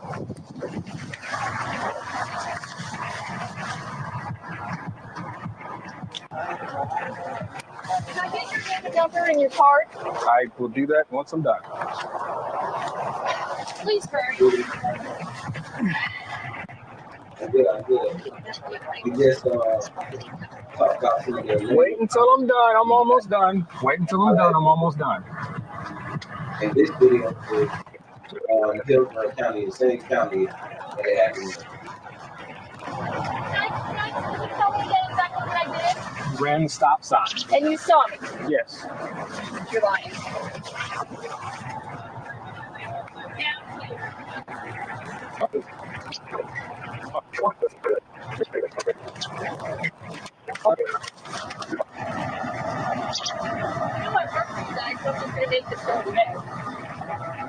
Okay.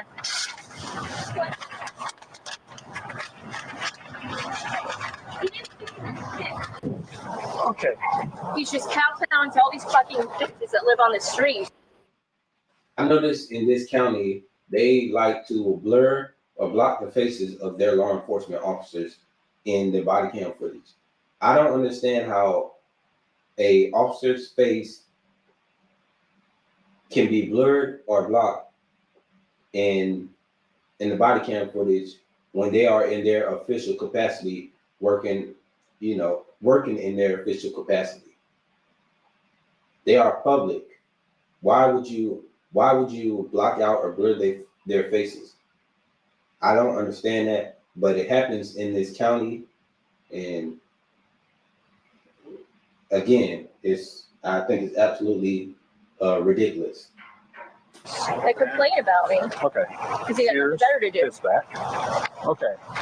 So for the proof of insurance, like you told me in the cycle store, that one, all you have to do is just show the proof. I'm assuming you're going to take it to court anyway. Yes, so I am. When's the court date?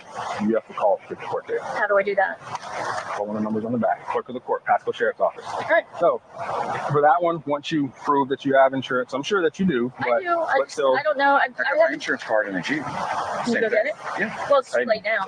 I mean, I already pulled the number, but it's still, all she has to do is show that she has Let's it. get She moving didn't have on this, please. Just give it to me. So that one is literally when because I'm assuming she's going to take them to court, right? Yes, absolutely. So she would You just didn't see show. anything. Relax, buddy. She would just show the judge, I think this lady is, well,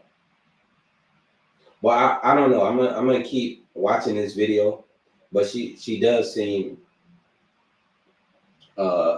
maybe a little entitled, especially with her husband being, I guess, law enforcement as well. She thinks she has a certain level of entitlement based on her husband being who he is in her position or her career, thinks that, But again, law enforcement can say anything, but she does. I think she's really entitled. I feel like in this situation, I probably would have just took the ticket and fought it in court and wouldn't have said, I wouldn't have said, pretty much anything else. I would just took this to court. But we're gonna keep playing and see. I had insurance at the time. Let's move along, For the please. stop sign, again, I have to explain the three options. One, pay the ticket. No. Two, No. take the course, No. in which case you wouldn't get points. Or No. three, take it to court. Don't go to court. You have to make the choice within 30 days for I've which one already you made my choose. choice. Thank you. Okay. Can I finish? No, I'm done. Come on, just let me sign. Can I explain it? You don't have to sign. No, I don't let him care. talk. I don't Just let me. care. I just wanted to. Yeah, but the thing is, my point is with this officer who, you know, when it comes to officers of African American descent who try to, I'm telling you, they don't have the same level of protection that they think they have when it comes to. Explain it to you. I don't want to hear it. You don't have to. You're free. You don't have to explain. Let him explain. I don't want to. Let him explain. I just want to do shit, so you know That's it. for court. Okay. You're gonna take me to court, so That's let me explain I it to don't you. care. Okay. No. Relax. No. Relax. You know, you've been Relax. doing this because these bitches on the street keep complaining because they have nothing Okay. better to do. Well, I'm just gonna say it off. You want to interrupt me? That's on you. Pay the ticket is one. Two, No. you can take the No. traffic course, in No. which case you won't get the No. points. The last one is to pick a court or take it to court. Yes, I will see You have that. 30 days to pick whichever one you're going to do. Okay. If by chance you choose to do the No. traffic course, No. it has to be done within 30 days as well as paying the ticket within the 30 days. Okay. You understand? Move along. You understand? Yes, I'm very clear. Okay, can we move along? This one, which is the insurance, which I'm assuming you're just going to show your proof, that's 114. This one for the stop sign is 164. Any questions for me? No, please, let me go. Good to go? Do you have a card? Yes. You know, I have proof that I've been targeted. I have proof. I mean, I don't like to make a big deal out of it or anything like that, but I know It's wrong. when you show a professional courtesy, agency to agency, It's wrong. why are you not? Just I'm doing my job. No, So nothing. no, you're not. You're getting complaints from these fucking bitches on the street. I'm just asking. No. Now, you see that this cop is trying to get some favoritism from, you know, this officer, being that he's in law enforcement too. So the fact that he's not working with this other officer and, you know, letting his wife get by with whatever, he's gonna face retaliation as an officer from this. But he thinks that, you know, he's just doing his job, and he's not gonna play ball with you know, he's not gonna play ball with, you know, hey man, you know, just, you know, we're both officers here, we're both law enforcement. Yeah, man, just help me out here, man. Don't, you know, help me out. And this other officer says, no, I'm not gonna do it. You're getting a ticket, this and that. So, you know, what happens when I'm gonna get it taken care of. I work for them. Relax. No. We've gotten complaints in Seven Oaks in general. I'm sure you've seen within the last couple of weeks, we've been in here a lot. And we've been citing the majority of the people. So, Would you knock it off? so that's why. But again, she could take it to court. That's fine. She has her argument. I'll say my part. And from there, it's up to the judge. So that's why if she would have been nice and calm and everything like that, the professional courtesy probably would have been done. But since she's upset, it's a POP ticket. I did not say that. Okay. I didn't say that. Okay, but just a moment ago, you just motioned to her and said, well, since she's like that. When did I say that? Just now. You just now said that. Okay, whatever. I got it. I understand. I completely understand how the system works. Okay, that's fine. I mean, they're calling, complaining. She was saying you were sitting on this road over here. Nope. So you were sitting next to the stop sign. Mm-hmm. And because I guess we're going to try and subpoena your body camera as evidence. It'll be there too. You'll see where I came from. Unfortunately, the body camera won't go because of this. Because you just did that. I'm telling you, you just did it. I saw it. And I understand how the POP tickets. Huh? Okay, whatever, sir. You can act. You're confusing me at this point. You got me. Whatever. That's okay. I got you. But any questions for me? She got your card. Yep. It's got my name. It's got, well, my badge number is actually on the ticket at the bottom. 3942. And can you write down your direct supervisor? I'll give you the card too then. Yeah. Because it seems like you are targeting a little bit. If you didn't see her run the stop sign and you're going based on calls, and then when I ask for professional courtesy, you wave your hand to her and go, well, she's like that. That does seem like it's a little personal. It's Sergeant Medina. Okay, cool. Oh, really? I didn't know that. Call him back. But any other questions? Yeah, can you call him? Because I'd like to speak to him now. Hey, you can call him. So you're unwilling to. I'm not gonna call him. Okay. But you can call him. So you're unwilling If to you- be a supervisor or anything. All you have to do is call the supervisor on the back where it says District 2. So if I'm requesting a supervisor, you're unwilling to. I'm not unwilling. You can call them. Well, if you're unwilling, that means you're willing. You can call them. So if you're not going to call them, that means you're unwilling. You can call them. So you're unwilling to call a supervisor for me if I'm requesting one. You want a supervisor, you can Yes, request I'm one requesting via, a supervisor. via If you dispatch. please call one. Via dispatch. So you're not going to call one for me. I'm not. Okay, good. All right. Anything else? No, man. Good. I hope you know the next batch you got to stop. Okay, that's fine.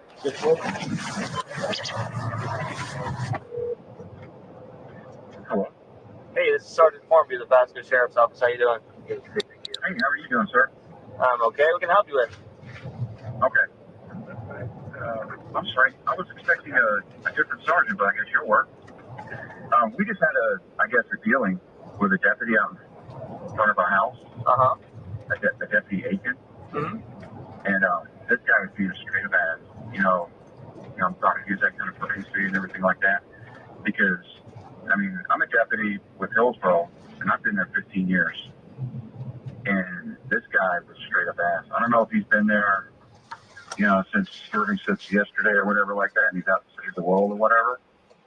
But let me also start from the beginning. Hey, you know what? Hey, can you give me just 1 second? Hold on 1 second, sir. Yeah. Answer the phone, let him know. Hey, we're on the other line with that guy real quick. He's calling in to complain. The deputy. Yeah. No, we'll handle it real quick. Yes, basically. He's saying that he was rude or something. But we just literally just called him. So I'll feel it out. Let you know what it is. Yep. All right. Bye. Are you there, sir? Yeah. Hello? All right. Bye. Hello, sir? Hold on. Hello? Yes, sir. I'm sorry. I had a bit of an issue with my phone. All right, so go ahead. It's so Deputy Aiken, you had a run-in with him, and he was. I didn't actually have a run-in with him. My wife did. Oh, okay. She pulled through the driveway. And I was inside because today's my day off. And she's talking on the phone. Says, "Hey, can you step outside? I'm dealing with a deputy out here that is treating me like garbage." And I'm like, "Okay." So I step outside, and the deputy is saying that he saw her run a stop sign in the neighborhood. And she's saying it's impossible. There's no way she ran a stop sign in the neighborhood. So I was like, I said, "Hey, trying to be peacemaker here. Can I just ask you what you thought?" And he goes, "Okay, well, who are you?" And I was like, "I'm a deputy with Hillsborough. I'm not trying to impede on you, or I just want to ask you what happened." He's like, "Sure, I'd be happy to tell you." He goes, "Your wife ran a stop sign." And I asked him, I was like, "So you got on dash cam or you saw it, or what happened?" And he goes, "Well, I saw it." And I was like, "Well, so you were sitting there?" My wife said he was not sitting there. He was like a whole block down, and he came out of a side street, followed her up into the driveway, and then turned his lights. And I'm like, "Okay, well." And anyway, so we go, I'm like, we know there's a neighbor down here. They hate me because I'm a cop. So they call you guys nonstop, saying that I can buy their house in my police car, I'm flipping off their kids in uniform, anything and everything to try and get me in trouble. I sat down with my supervisors at work, and they're like, "It's a joke." They know it's a joke. Everybody knows it's a joke. Now they're going after my wife. My wife runs through the neighborhood, speeds through 70 miles an hour. And my wife has a perfect driving record and everything like that. Anyway, get to the part of this dude being a jerk. Breeders, I'm starting to see what you're saying now. So, but yeah, so the lady, I need to make sure that I am not being biased myself when it comes to watching these videos, because the neighbors have said that she drives crazy, but they have videos showing that she's been driving crazy, and her reaction of getting caught was very entitled. So, but what I thought may be happening is that they were harassing her, but it seems like she is harassing the neighborhood, and nobody likes her in the neighborhood. And then her husband is fueling her entitlement by trying to get this law enforcement to he tried to get the law enforcement officer to feed her entitlement and not give her the ticket. And she actually received it, but you know that officer wasn't going for it. So, but my point earlier when I was saying that if you are a African American law enforcement officer, you don't have the same impunity as a Caucasian law enforcement officer when it comes to the actions that are taken. They protect their own, but it's different. I still believe it's different for. I still think it's different for African American law enforcement officers. I think African American law enforcement officers are more likely to get in trouble when they violate people or do something, when they violate rights or they kill somebody. I think they're more likely to get in trouble for that versus a Caucasian law enforcement officer. But I'm still watching. We're still going to see how this story develops here. But now I'm getting a better idea about what's going on. I'm standing in front of me, and you know how it works. I'm sure, I don't know how the professional courtesy thing works with you guys, but with us, yeah, she did. If you ask, you say, hey, I'm a deputy or a police officer or highway patrol or whatever like that, and it's for one-time professional courtesy, he goes, no, we don't do that.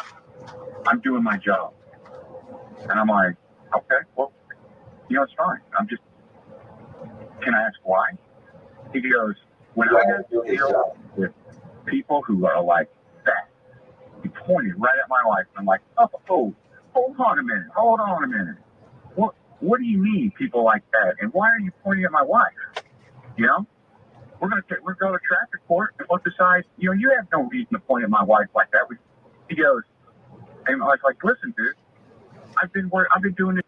Yeah, Britis, I didn't hear that. I didn't hear her call him that, but she definitely didn't respect him at all. And probably the reason she didn't respect him is because of his race, not just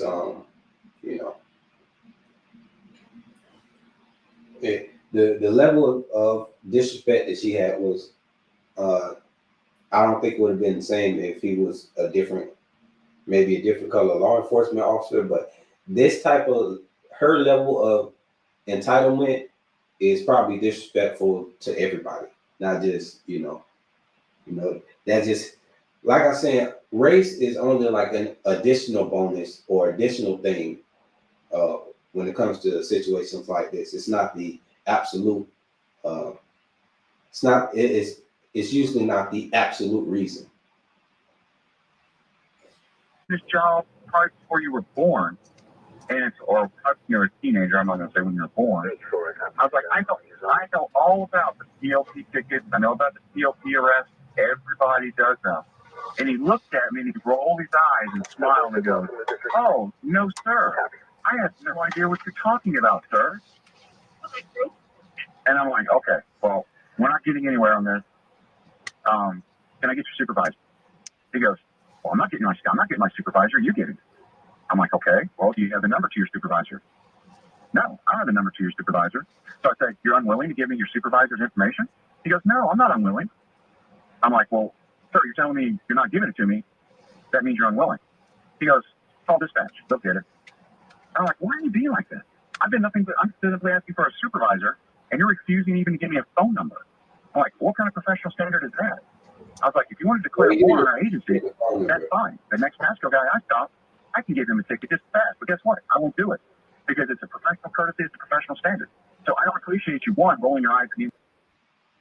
Breedy. Breedy? Is it, I want to make sure I'm pronouncing it right. Is it Breedy? I thought it was Breedis with a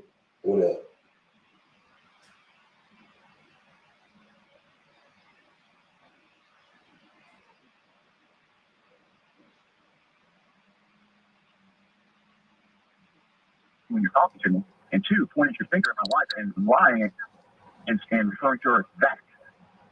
And he's like, well, you got to call my supervisor. I was like, I'd be happy to. What's your supervisor's number? Call dispatch, they'll give it to you.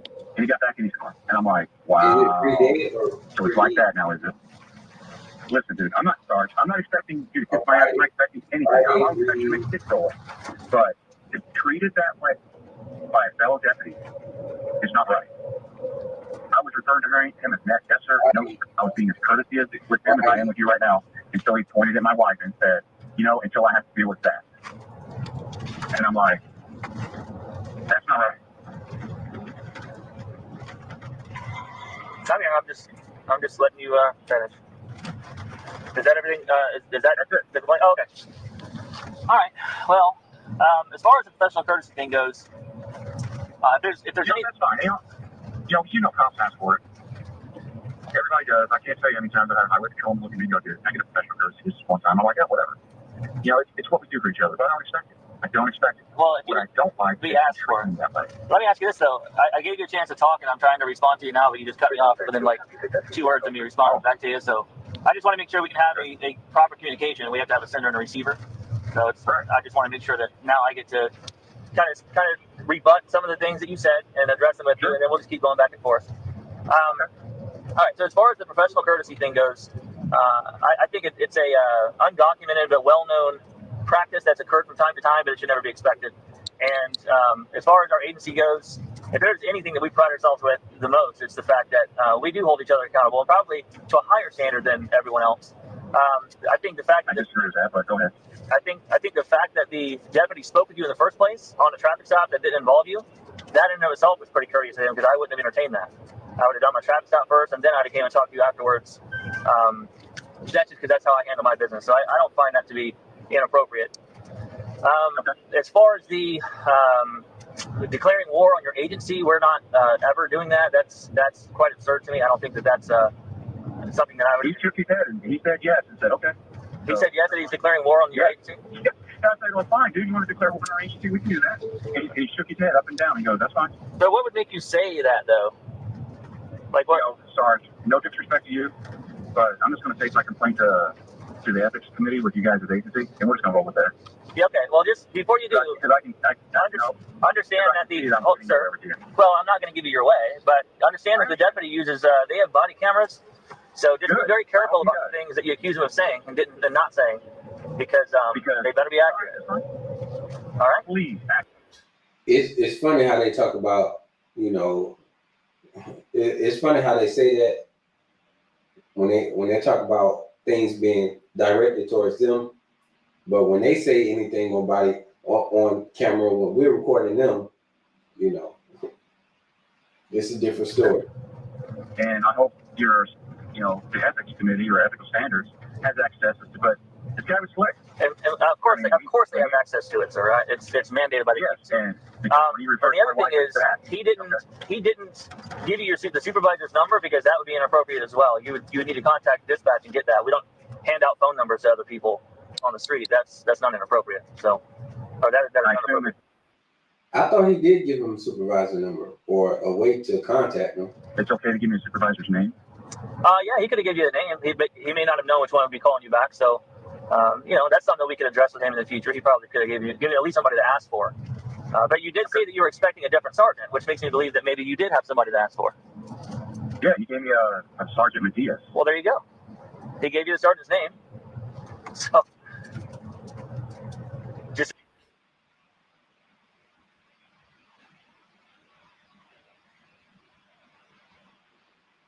In the interviews that follow, it will be apparent that certain information has been redacted. The more obvious redactions include information including the Cooker's neighborhood, Seven Oaks, and Wesley Chapel, and Miss Cooker's first name, which is Kathy.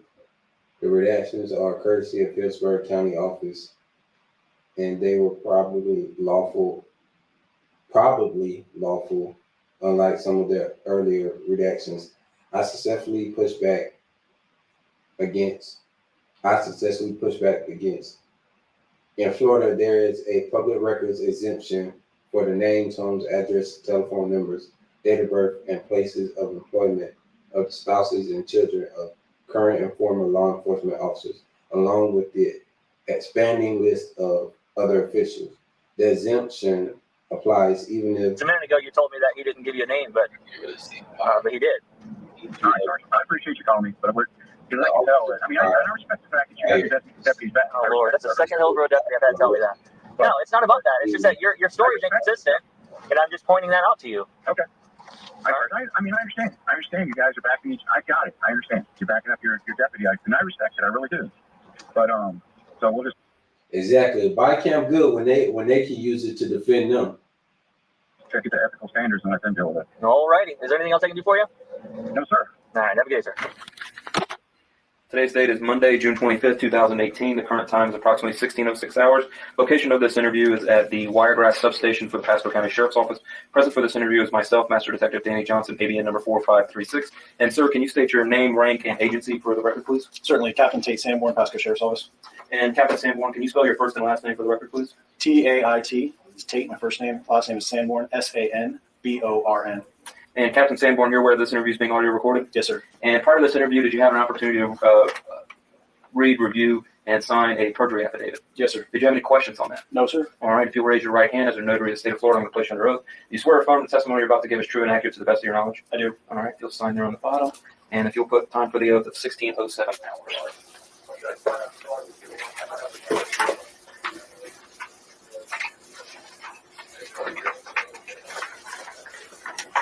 The purpose of this interview is in relation to Hillsborough County Sheriff's Office Internal Affairs case number I-2018-027. Captain Sanborn, before we get started, can you just explain how long you've been with the Pasco Sheriff's Office, where you're currently assigned, and what your day-to-day duties are? Certainly. I've been with the Pasco Sheriff's Office since December of 2003. I'm currently assigned as a District 2 Field Operations Commander. And District 2 covers the range, generally speaking, from US 41 east to Polk County, from Hillsborough County to Hernando. And as the Field Operations Commander, I run all patrol, essentially street crimes and property crimes units within the district. Okay.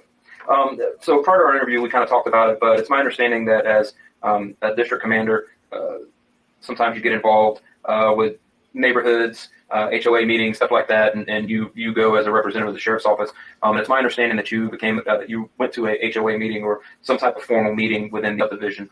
Can you kind of go into that, how you got involved and what you learned? Certainly. The fairly large community, they historically have had very good relationship with the sheriff's office. Every once in a while, they frequently employ contract deputies. They also have a very good both an HOA and a CDD. In this particular case, my involvement came from one of our newly promoted sergeants, Sergeant Denbo, does some website work for a couple of different HOAs as part of an authorized off-duty employment. And so he's got very good connections. His family also lived in there when he was growing up in high school. And so he's got very good connections to the HOA and CDD leadership. And we started getting a lot of feedback, primarily from him initially, that there were some traffic concerns within the area. I initiated some conversations with the CDD president and the HOA president. Both of them acknowledged that there were some traffic complaints, some on the main roads. And I was sort of pointed in the direction of a particular complaint that was in one of the specific communities involving a lady that was repetitively driving too fast, driving erratically, doing some things on purpose to aggravate her neighbors. And so wanted to have a meeting, wanted to attend one of the HOA meetings in order to hear the concerns firsthand from the community. Now, it's my understanding that there was a lot of Facebook posts or something to that effect about that. Yes, I became aware of those. The community itself within, right, there was some back and forth on the Facebook page. They were expressing some of their concerns. They were communicating it amongst themselves. And again, those are not necessarily anonymous per se, but they have a little bit of anonymity. And I wanted to make sure that I was available to the members of the community here firsthand what their concerns were, as opposed to second and third hand through social media outlets. Because it's not the most reliable source of information, I wanted to make sure that I had an opportunity to go face to face with some people. Okay. And so while you're there, did this family or this particular female that apparently is driving erratic, and I focus on this, were there any particulars that came up about her husband and her husband's employment or concerns from the community? Certainly. When I went to the HOA meeting, it was populated almost entirely by the HOA board on the one side of the table, and on the other side in the audience was, I think with maybe one exception, it was entirely neighbors. From, by my rough estimate, there was 25 or so people there, which is significantly higher than most of the HOA meetings that I go to. Even when I'm kind of touted as a guest speaker, usual attendance somewhere sits around the 10 to 12 area. And to see all of those individuals come from a particular subset of people was relatively surprising. As we started to get into the details of the conversation, it was very clear that there was a lot of frustration. Some of that frustration was directed at me as a representative of the sheriff's office, because the lady in question, according to members of the community, kind of presented herself as there was also an equal concern that her husband was a deputy sheriff with the Hillsborough County Sheriff's Office, and that maybe there was an agreement, some sort of, for lack of a better term, professional courtesy or something, that we were somehow cutting these people a break because of their connections to and the Hillsborough Sheriff's Office. Okay. And based upon that meeting, was there a direction that members of your district, deputies under your command, were kind of certainly guided to do? So again, it's very unusual to get that many people at a community meeting. It's very unusual to get that many people all upset about the very same thing. And so that lends a significant amount of credibility to their complaint. So as anybody would do, it was my responsibility to validate that complaint. I would receive multiple video clips that seemed to validate it. So I'd asked a couple of the deputies, Corporal Denbo at the time, who's been promoted to sergeant since then, Deputy Aiken, specifically to go ahead and keep a close eye on the neighborhood, particularly the interior areas there, on just to validate the concern, and obviously to take any sort of enforcement action that became necessary, because what we can't have is the community members thinking that we're somehow trying to protect somebody for any reason, because that would cause them to lose confidence in our agency, and we're not going to have that. So. I think that pretty much covers my questions. Is there anything else that you would like to add for the record to this, or is there any type of anything you'd like to clarify? So again, not particularly. The process is pretty straightforward. I'd heard about some complaints within the community from Corporal Denbo, who's got close ties to the community. I went to the meeting in order to validate those complaints. The sheer number and amount of frustration, in my opinion, went a long ways towards validating those complaints. And then Deputy Aiken's personal observation of driving. The only thing that I would add is that it was very disappointing to see the behavior of the Coker family towards Deputy Aiken. It was very clear that they didn't necessarily want to have anything to do with him, and it was extremely disappointing to see the way that Mr. Coker presented himself. As somebody that's tied into law enforcement, I would have assumed that you would understand that that's not the proper way to go about it. Is there anything else? No, sir. Okay. And I will conclude this interview at 16:15 hours. Today's date is Wednesday, June 20th. The current time is approximately 16:14 hours. Location of this interview is at the Pasco County Sheriff's Office Wiregrass Substation located in Wesley Chapel, Florida. Present at this interview is myself, Master Detective Danny Johnson, ABN number 4536. And sir, can you state your name and badge number for the record, please? Deputy Duriel Aiken, badge number 3942. And can you spell your first and last name for the record, please? Durriel, last name Aiken. Okay. And Deputy Aiken, you're employed with the Pasco County Sheriff's Office, am I correct? Yes. Okay. And are you aware that this interview is being audio recorded? Yes. And have you had a chance to read, sign, do you fully understand the perjury affidavit that I presented to you prior to the interview? Yeah.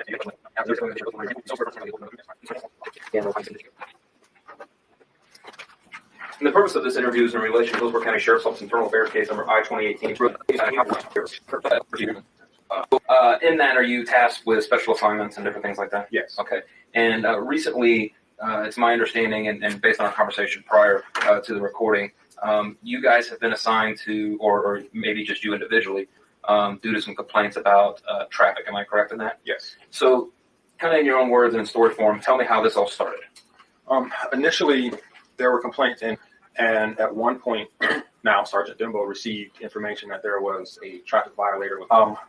For him, he was informed that a blue Nissan SUV would continuously speed, run stop sign and whatnot within, even though there are kids driving or not driving, kids outside playing. It's a neighborhood, right? And there was a white female driver. And then at some point after that, we ended up going to a HOA meeting. It was myself, Captain Sanborn, and Lieutenant Troy. So let me ask you this: what you guys received the complaint that there's been ongoing traffic issue? Is it normal for you guys to go to an HOA meeting for traffic violations, or what was special about this? I believe that one of the main reasons why for the HOA meeting, because it was so continuous and it had been going on for so long, and then the fact that the person in question driving and the husband was a deputy in Hillsborough. Okay. So prior to this meeting, or was it prior to this meeting that you learned that and their husband was employed by the Hillsborough County Sheriff's Office, or was it at the meeting that you learned this? I believe I learned it at the meeting. Okay. But others may have known, but. Okay. For your purposes, you found out at the meeting. Yeah. So what I want to focus on is primarily what was some of the concerns by the neighbors? What was brought up? Was there anything unusual about this HOA meeting? Was it just a couple people? Tell me about that. There was roughly maybe 25 people at the HOA meeting, which I've never seen that many people at a HOA meeting. And alone, I would say roughly 20 of the people there were all. Okay. And each person was talking about the same vehicle, which is a Nissan Rogue, I believe, blue. And it was the same person driving it, which her name. Okay. They ended up mentioning that she was, and her husband, Ed or Eddie, was a deputy with Hillsborough. Okay. They gave concerns that one reason why nothing has happened to them was because of their affiliation with law enforcement. Okay. And they just kept trying, and that's how we ended up getting to the meeting. Okay. So there at the meeting, you learned the Cokers, they're both affiliated with law enforcement. The neighbors are out in force, and that they're concerned that nothing has happened to them because of their affiliation. Yes. Okay. Did they make it? And I understand focus mainly on our employee. So Deputy Coker, was there anything specific mentioned about him? Any concerns that he made any statements to neighbors or anything that you recall that was brought up during that meeting? There was a post brought up at one point after the Cokers got an injunction against one of the neighbors. Okay. Because one of the neighbors actually went to go talk to them and try to get them to slow down, basically. And the Cokers ended up getting I think it was a repeat violence injunction. Okay. And at the final court hearing, or the whatever hearing for both sides to be given, to my understanding, the injunction they got rid of it. Okay. But made a post, and Eddie allegedly made a post. I have a copy of the post that was made also. On Facebook or on some sort of social media platform? Some form of social media. Okay. All right.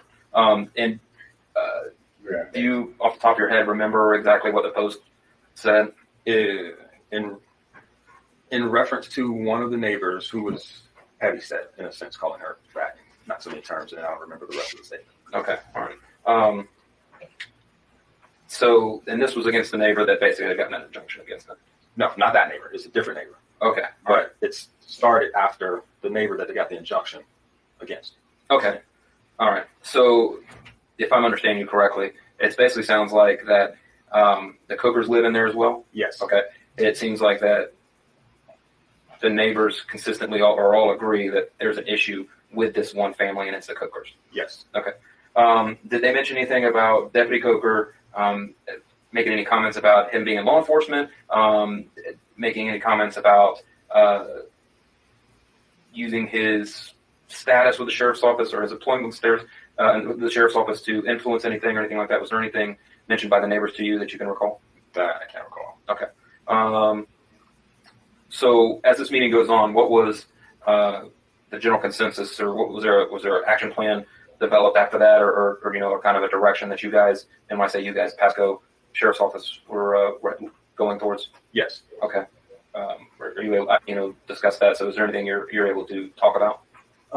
Basically, do traffic enforcement. Okay. Within, go from there. If by chance we see this car violating some form of a traffic law, then pull it over. Go from there. So at this point, the action plan is to, there's a lot of complaint about traffic, so we're going to go in there and let's just enforce traffic within there, and hopefully that may resolve the issue. Am I understanding correctly? Yes. Okay. I know at some point in this investigation, we were provided body cam footage from you. Was that your first encounter with the Cokers, or have you had a prior encounter with them? That was my first encounter. Okay.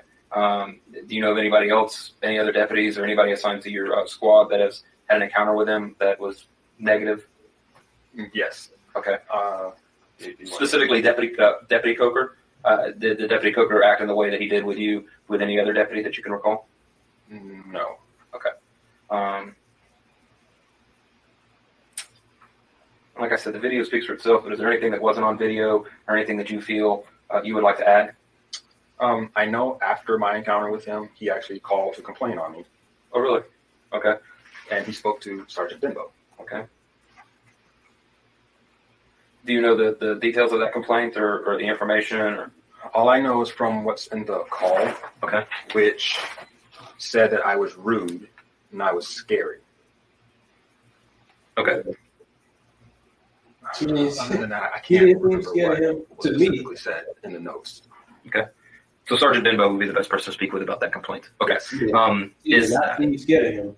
That's Is there an active complaint right now that you can speak of, or is that pretty much handled? With that, I don't know. Okay. All right. No problem. His actions that day toward you, and telling you that he would have Hillsborough deputies stop you and issue tickets to other Pasco deputies and making statements to that effect. What are your thoughts on that? Like, or do you feel he was professional in his encounter with you, or tell me your personal opinion? Personally, I don't think it was professional at all. I think that was his tactic in order to try to threaten me and coerce me into not citing his wife. Okay. Is there anything else that we haven't discussed that you'd like to add? I can think of right now. Okay.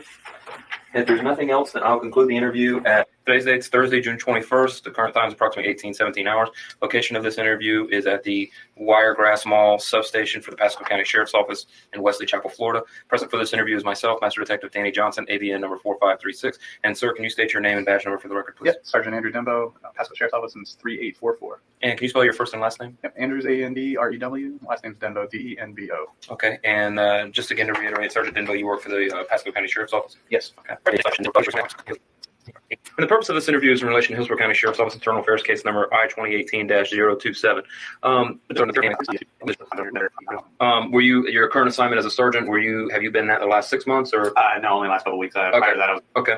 So what I'd like to talk about is when you were, it's my understanding based on conversations that we've had that you became involved or you initiated or you somehow responded out to in reference to some complaints by residents there. Correct. Can you just kind of in story form tell me how that got started and what the issue was? Yeah.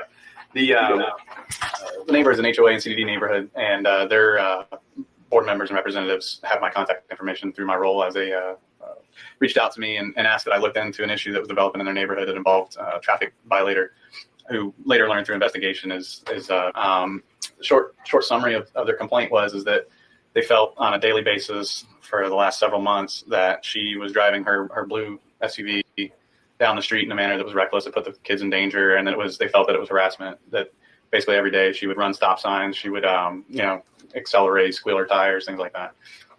They felt that that there was enough of a concern there that they had tried some different things that hadn't worked out for them, and they wanted to know if the sheriff's office could come out and do some enforcement of the stop signs and check speeding, things like that. Or if nothing else, just have a conversation with her and see if she can stop her driving pattern and things like that. Okay.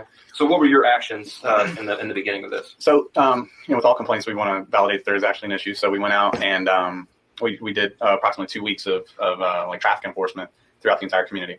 So while we were doing that, we kind of just looked to see if there's any pocket areas where there's particular problems. And we also met with homeowners who drove around the neighborhoods, and we kind of solicited feedback. Is there an area that you guys have problems in? During that process, I was introduced to Sarah. Is her first name. I believe her last name might be Brown, but I'm not sure. But Sarah is a resident of the same street as the Coker family, and I was introduced to her, and I was asked to kind of go out and meet with her because she was kind of spearheading a lot of the collection of videos from all the neighbors and things like that. So while my team was out doing the traffic enforcement, I actually went out and sat down with her in her house and met with her about the issue, specific to her husband down at the end of their street. So she lives probably 10, 15 houses down the street from them, and she had very specific concerns. And you spoke with several neighbors during that time as well? Yeah, I spoke with, I would estimate, at least 5 to 6 different neighbors on the street. And what was the general consensus of the neighbors? They were concerned about a couple things, and mainly her driving, but also what had happened when they tried to do the neighborly thing and go out and talk to them about it.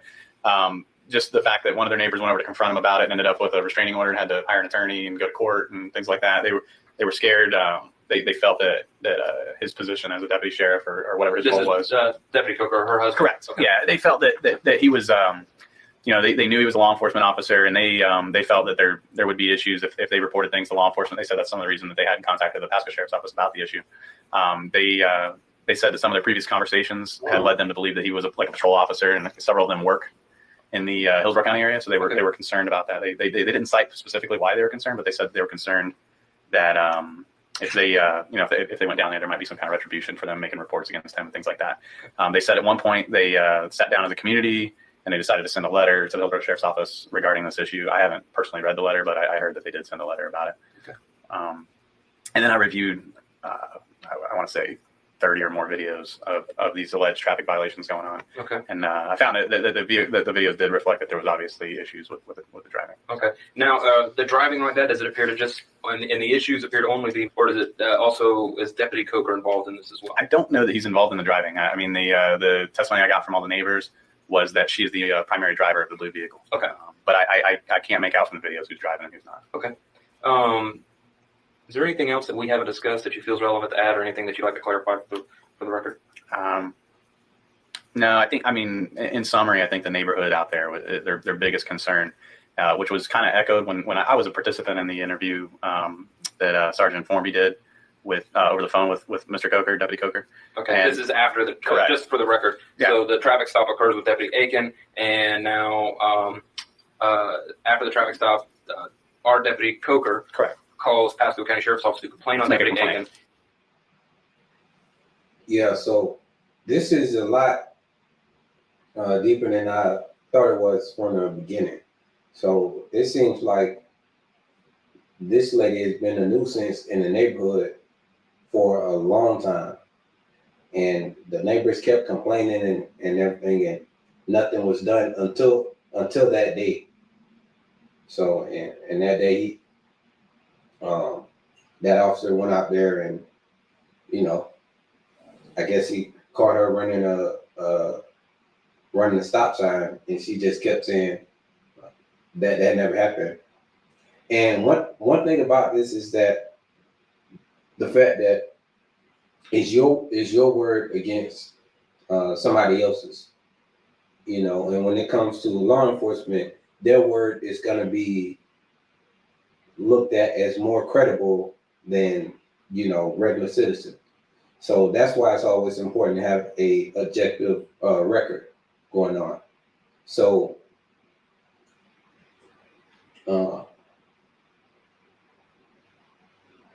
yeah, what was I about to say? But anyway, yeah, so this lady has definitely been a nuisance. Now, what I first thought that this video was going to be was another officer harassing, you know, just a citizen off the street, and that citizen being upset with the harassment. But it was the opposite in this case, where the citizen was actually harassing everybody, and now it was being addressed by, you know, she was actually it was being addressed, and she was getting a ticket, and she was being really irate and nasty about the whole situation. And now it's turned into a whole investigation. And this is a big investigation over, you know, a parking ticket. So it's obviously bigger than just a parking ticket. Sergeant Formby is Deputy Aiken's supervisor, and you were in the vehicle or right there next to him. Right. So I at the time I still was. I was. Sorry. But the lady Kathy was very, you know, she seems very entitled, and her husband is enabling her entitlement because it's obviously he doesn't have any control over his or, you know, he doesn't have any control over his you know, his marriage. He's not out. She doesn't respect anyone. She doesn't respect her husband. She doesn't respect. It seems like she doesn't respect her husband. She doesn't respect the neighbors. She doesn't respect the neighborhood she lives in.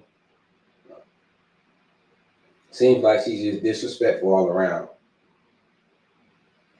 Well, I was in training for the sergeant position I occupy now.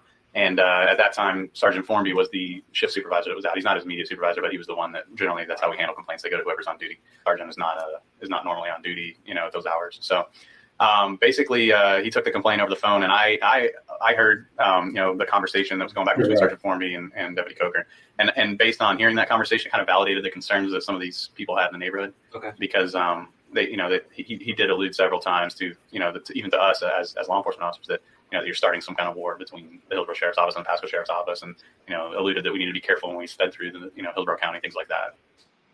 Yeah. So what happened with and she tried, and her husband is a component in her entitlement because her husband is trying to do the same thing by invoking his, he's trying to say, hey,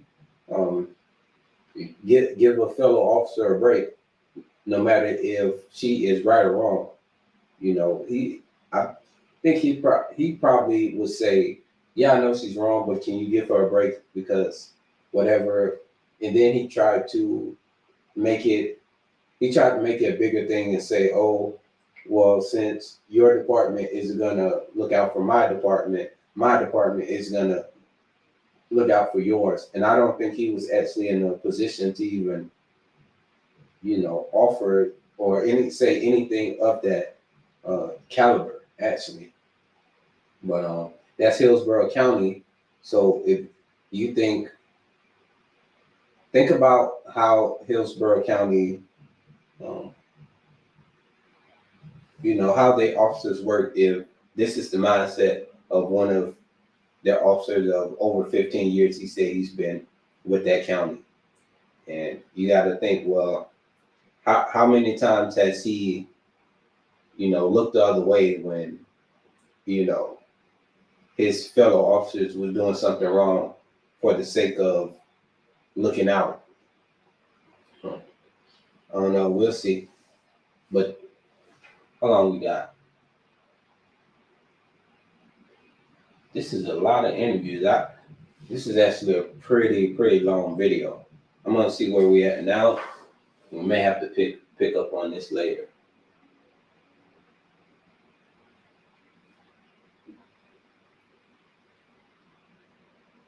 Wow. I'm gonna go ahead and watch something on my Facebook break.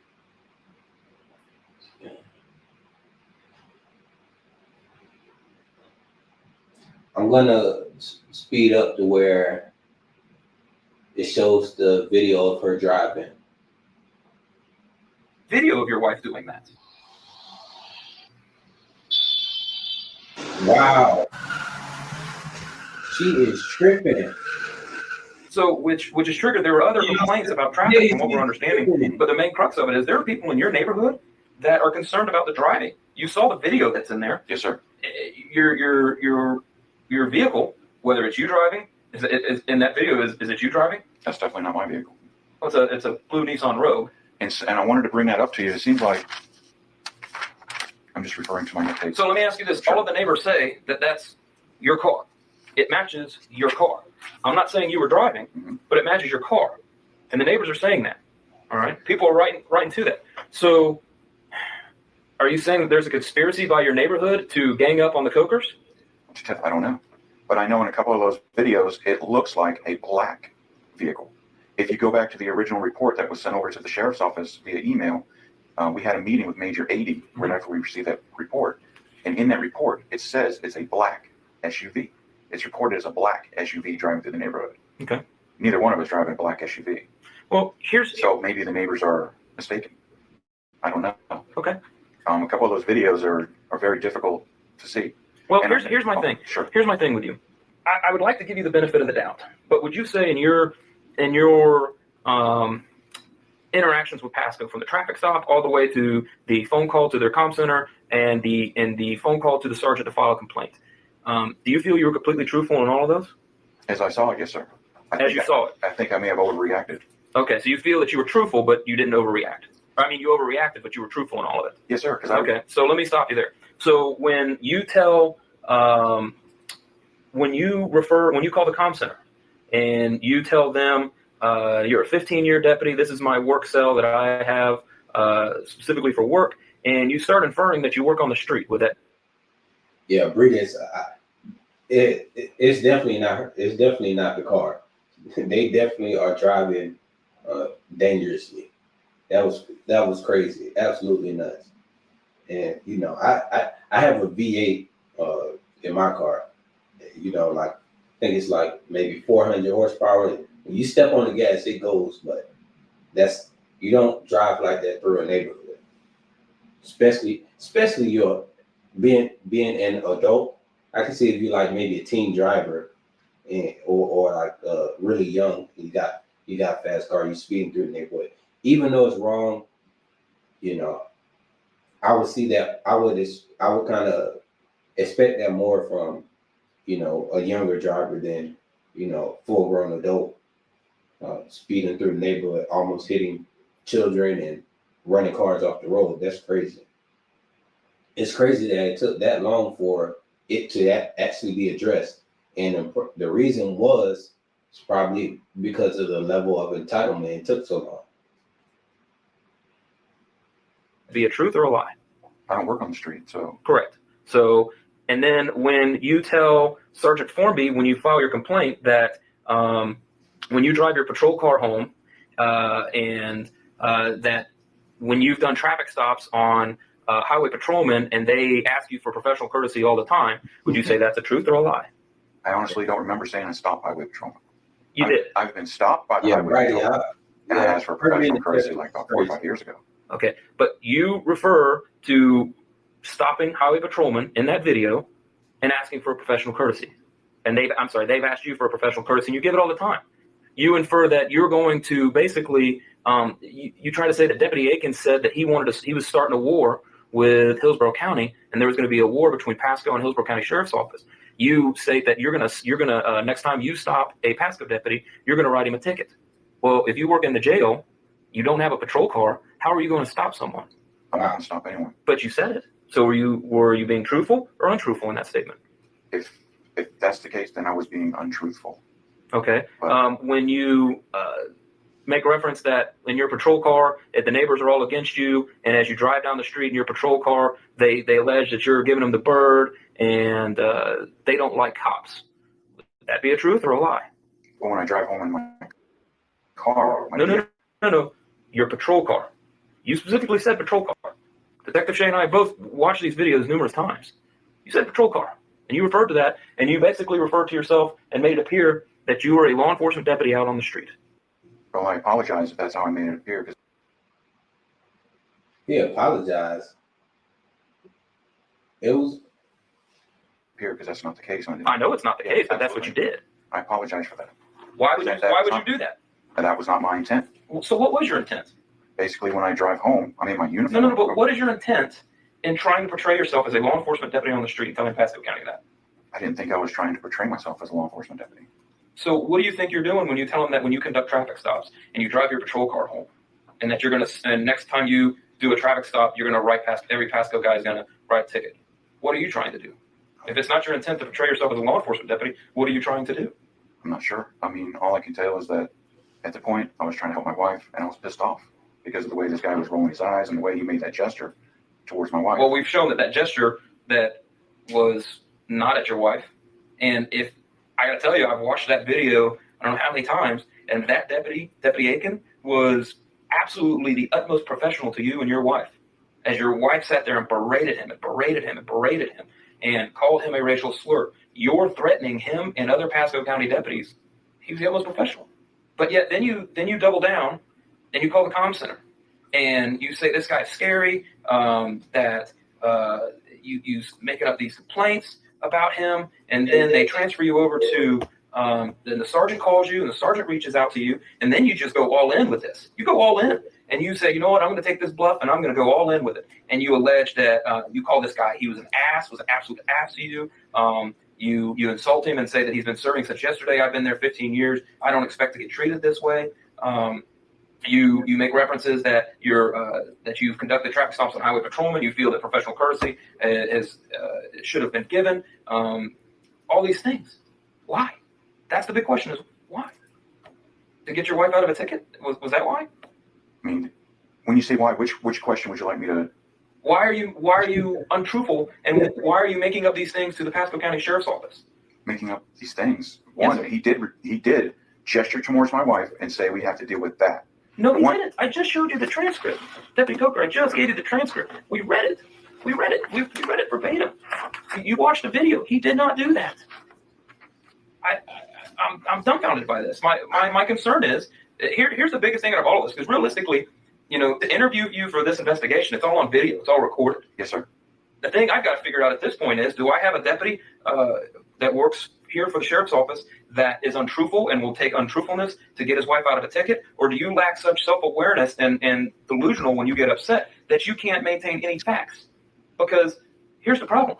The facts are there, sir. The facts are there, Dwayne. All there. We got it transcribed. I had it transcribed. I had you read it.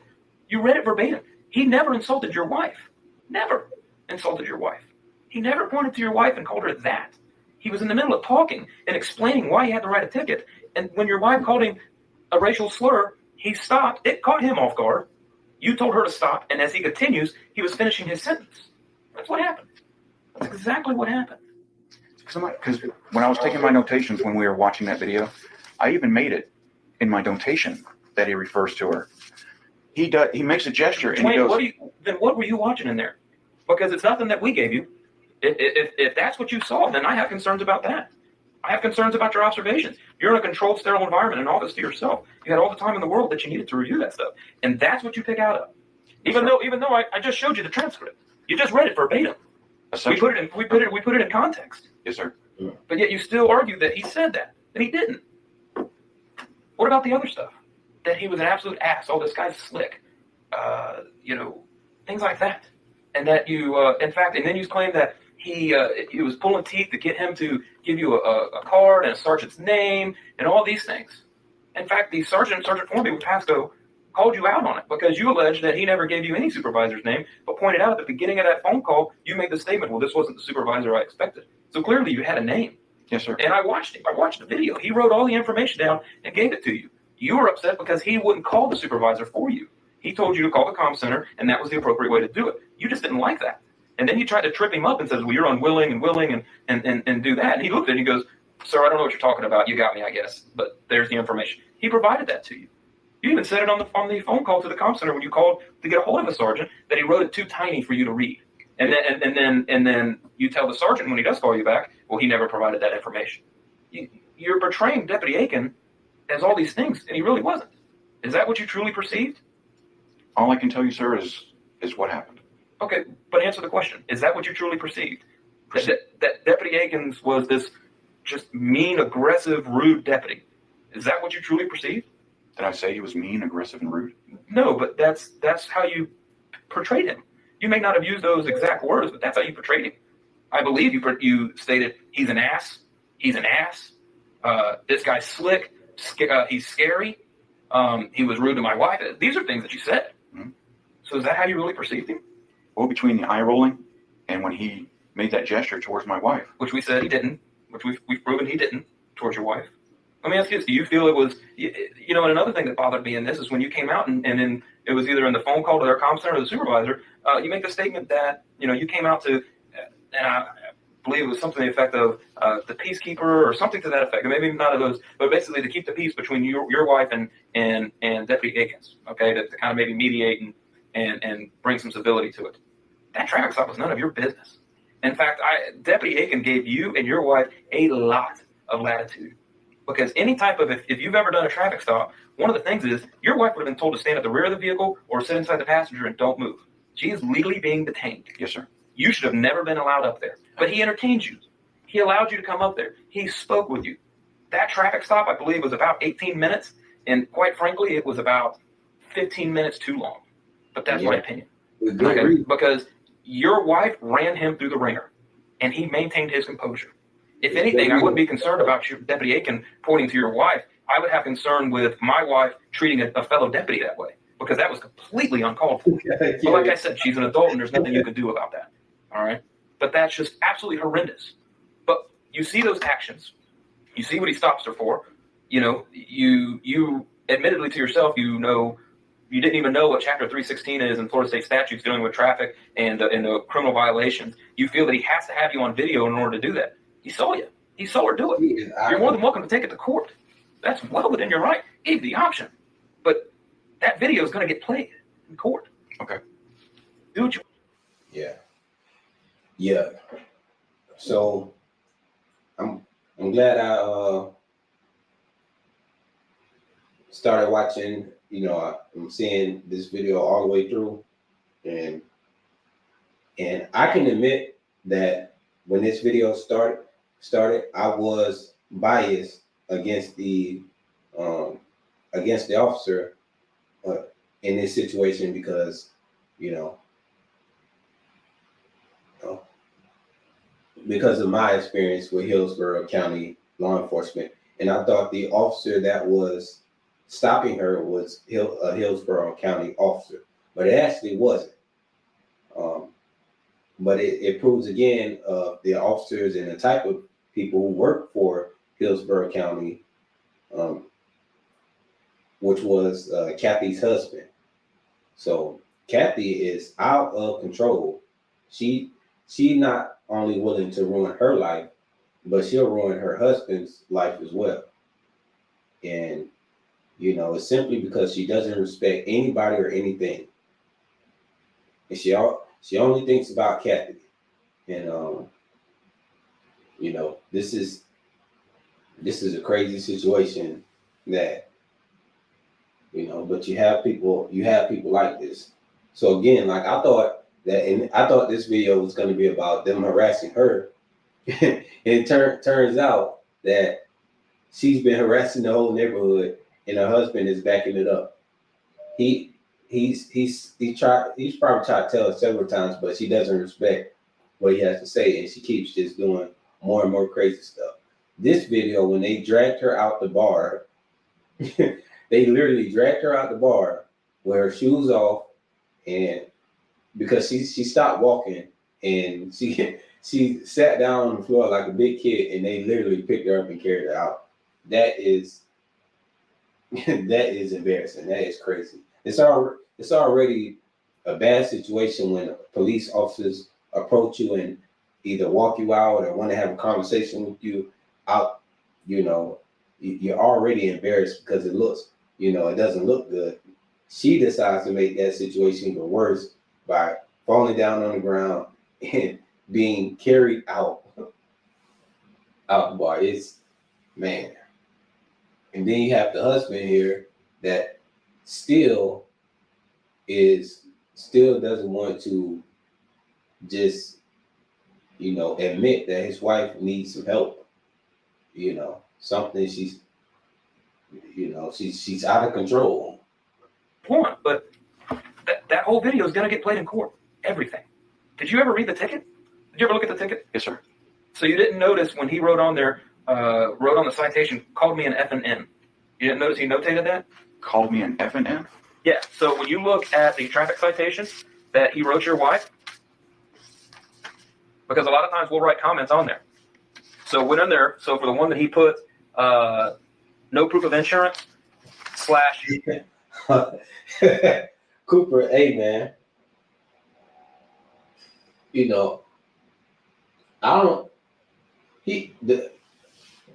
when you say he created her, I think she's been like that, and he has made it even worse by going along with it.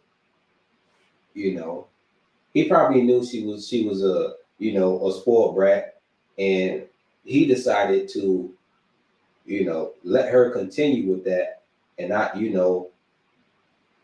she, like I said, she don't respect anything or anybody, and he is just, it's okay. It's gonna be like he's just. So I guess you can't say he's creating it too. He's a part of the creation of it, but I believe she was like this, and he, and it got worse. It got worse going along because he just lets her continue to do anything. But it's at this point, nobody can stop her. You see, she's just completely out of control. She doesn't listen to him. She doesn't listen to law enforcement. She doesn't listen to nobody. She just, does whatever, and she doesn't listen to her neighbors. And he is complicit in it because he tries to cover up. So I think he's just as out of control as she is. He just displays it differently. Called me and then the N-word. Never noticed that? You never noticed that on the? Yes, sir. I read it. When I was reviewing it, I read the ticket. It just threw me off when you said he called me an F and N. Sorry, that's what your wife said. What he wrote on the ticket was called me the N-word.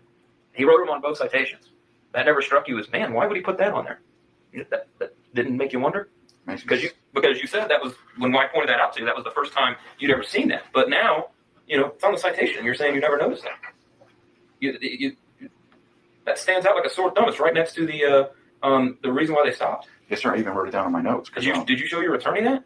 Yeah, he has the ticket. He never asked you about that? No, sir. And you've never checked out a vehicle, an HCSO vehicle, and driven it home? No, sir. You have a duty belt? Yes, sir. Like the one that the guys on the street wear, full duty belt, firearm, taser, or maybe not taser, but the basket weave, Uncle Mike's, or whatever it is now. You have one of those? With a holster and everything? Yes, sir. Yes, sir. You have one of those that's issued to you? It's not issued to me. I had to purchase it myself. You purchased it yourself? Oh, I'm sorry. The duty belt, I purchased a holster when we went to the new holster. The rest of the duty belt was issued to me. They didn't like issue? The handcuff case, the pepper spray case. I'm not talking about the nylon Uncle Mike's one that you wear in the jail. I'm talking about the duty belt that's the basket weave, similar to exactly like the one that the guys on the street wear. This one was. You have one of those? I'm not sure what duty belt you're talking about, so I can't say. Have you ever noticed any of the street deputies? You ever pay attention to the guys on the street here at the sheriff's office? No, sir. How about the outside security guys? You ever see those guys? Yes, sir. Okay, you notice they have the full duty belt. It's that black basket weave. It's completely different than that nylon. You're amazing. Plain duty belt that you guys wear in the jail. You know the two different duty belts? I never really paid much attention to it, to be honest. You've never seen that? I mean, I've probably seen it. I just didn't pay any attention to it. Do you have one? A duty belt? Yes, sir. Okay. What's up, the man? basket weave style? No, sir. I have the one from Uncle Mike. It's like plain nylon. It's the nylon. It's like this. It has the belt or the buckle in the front. So you don't have the other one? No, sir. Okay. All right. What authority do you feel you have here at the sheriff's office to tell Deputy Aiken that I'm going to go back to my agency and tell everybody to write passcode tickets? What authority do you feel you have to make that statement? I have no authority to make that statement, sir. Why did you make that statement? I was pissed, and I made a stupid statement, and I wish I could take it back, but I can't. Then you tell the sergeant that Deputy Aiken basically said something to the effect of starting a war against us. Why would you say that? He never said it. Why would you say that to the sergeant? Again, I was pissed off. So would you say that was an untruthful statement?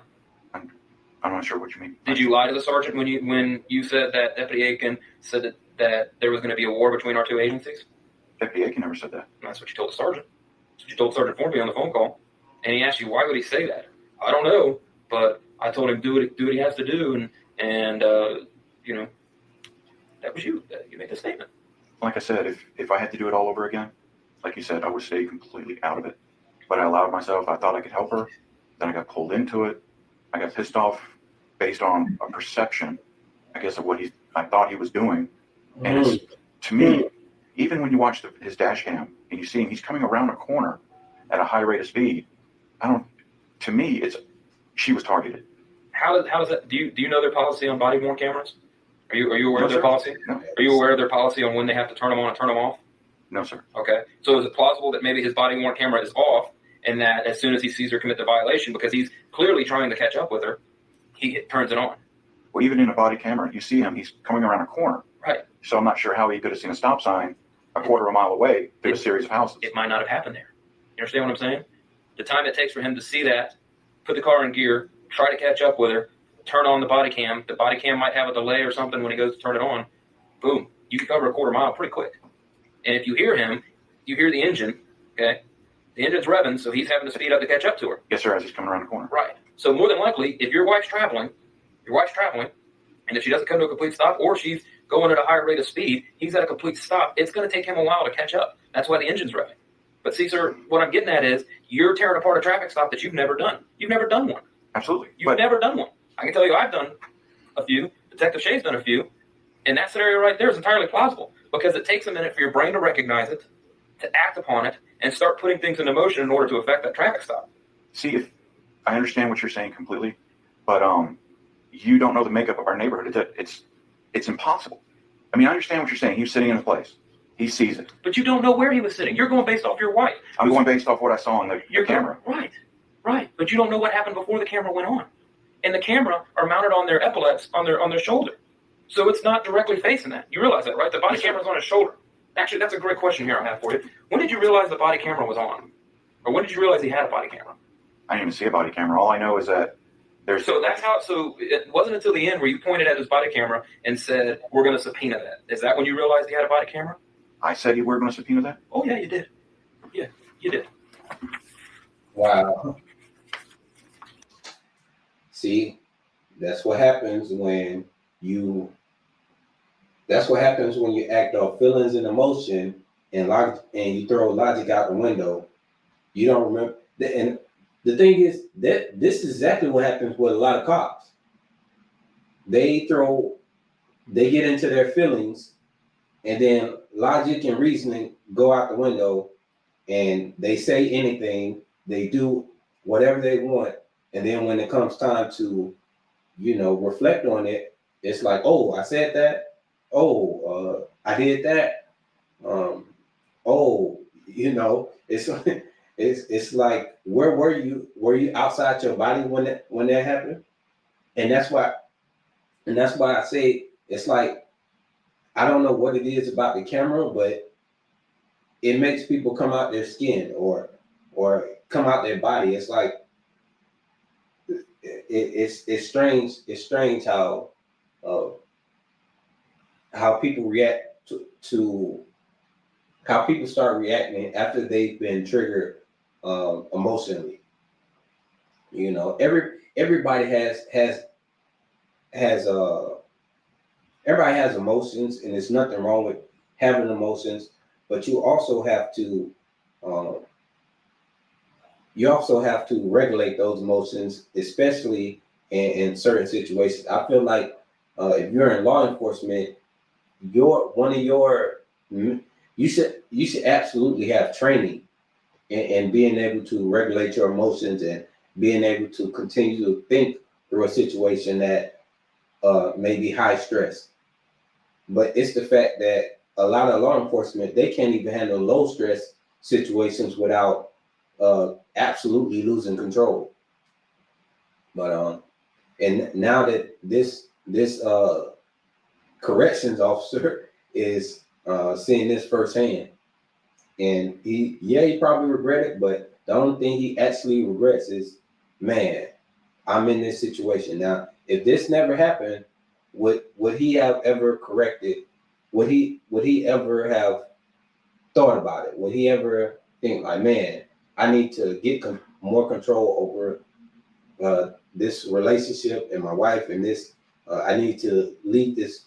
I need to lead this family better or something, because she is absolutely out of control, and he went out of control trying to save her from a traffic ticket, and now it's led all the way to this over a traffic ticket. This is clear example of we need to think more. Less reaction, more thinking.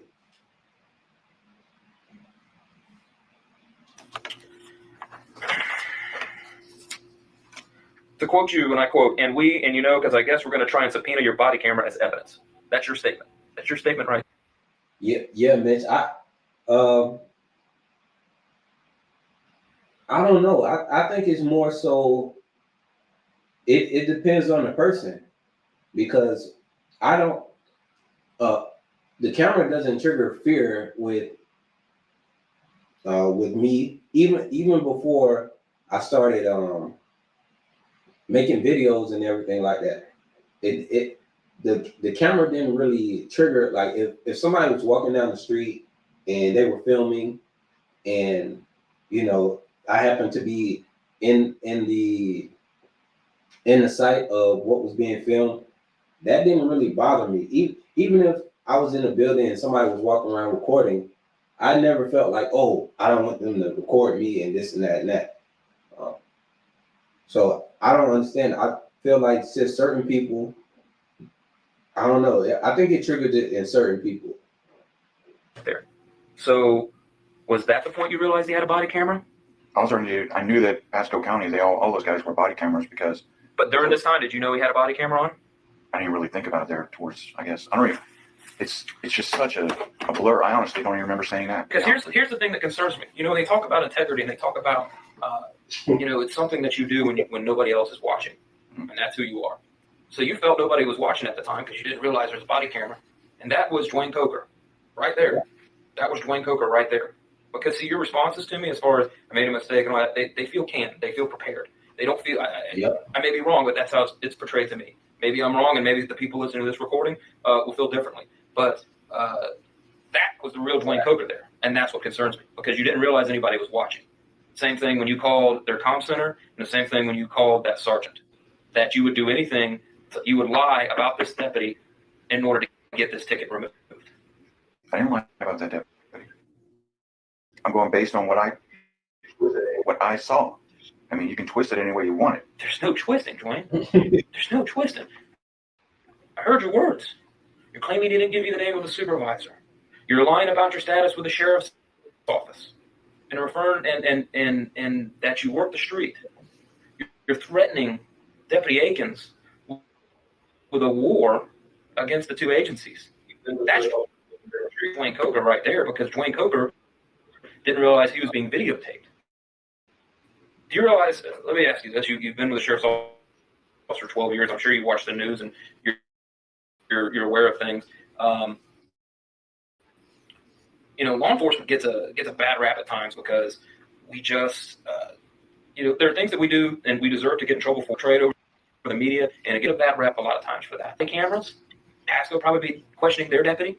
There'd be some things that we'd be curious about with you, but you probably, we look at him and go, well, the guy's been here 12 years. He hasn't had any problems. There's no issues. Maybe it happened. Maybe it didn't happen that way. And we ask a question, but it's. I don't know. So what did he say here? That we'd be curious about with you, but you probably, we look at him and go, well, the guy's been here 12 years. He hasn't had any problems. There's a war against the two agencies. That's Dwayne Coker right there, because Dwayne Coker didn't realize he was being videotaped. Do you realize? Let me ask you this: you've been with the sheriff's office for 12 years. I'm sure you watch the news and you're aware of things. Law enforcement gets a bad rap at times because we just, there are things that we do and we deserve to get in trouble for. But there's a lot of times where people just make up stuff about cops, and they get in trouble, and it gets portrayed over the media, and it gets blown way out of proportion. And then when the facts come out, the media never does the retraction story. Now, see, notice how they talk about, the media not doing, painting a certain narrative. So with the thing about with me and my channel and what I do, I'm going to be honest. If I'm wrong about something, or more information comes out about something that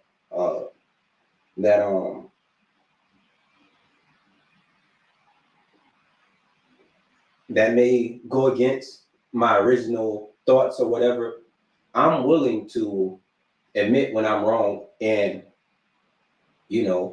I'm willing to admit that when I'm wrong, and I'm willing to show, I'm willing to share that information or do a story. Say I do a story on someone being harmed by law enforcement for some reason, or the media made it seem like that was police brutality or something like that, when in actuality, what happened was that this suspect was actually in the process of harming or trying to harm, someone, and the media made it look like they made it look bad, but really it didn't tell the full story. I'm willing to put the full story out there and say, hey, well, this also was happening, so this may have been the reason, or this could have been the reason. And I'm always willing to give the benefit of the doubt. It's just so hard these days because the doubt is piling up so strong. But even with that, I am willing to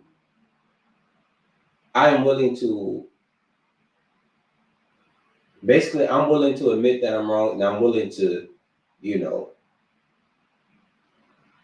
play the full story, But that doesn't happen with. And so we get a bad rep a lot of times for that. What you did, exactly that. If they had not had those body cameras, Pasco probably be questioning their deputy.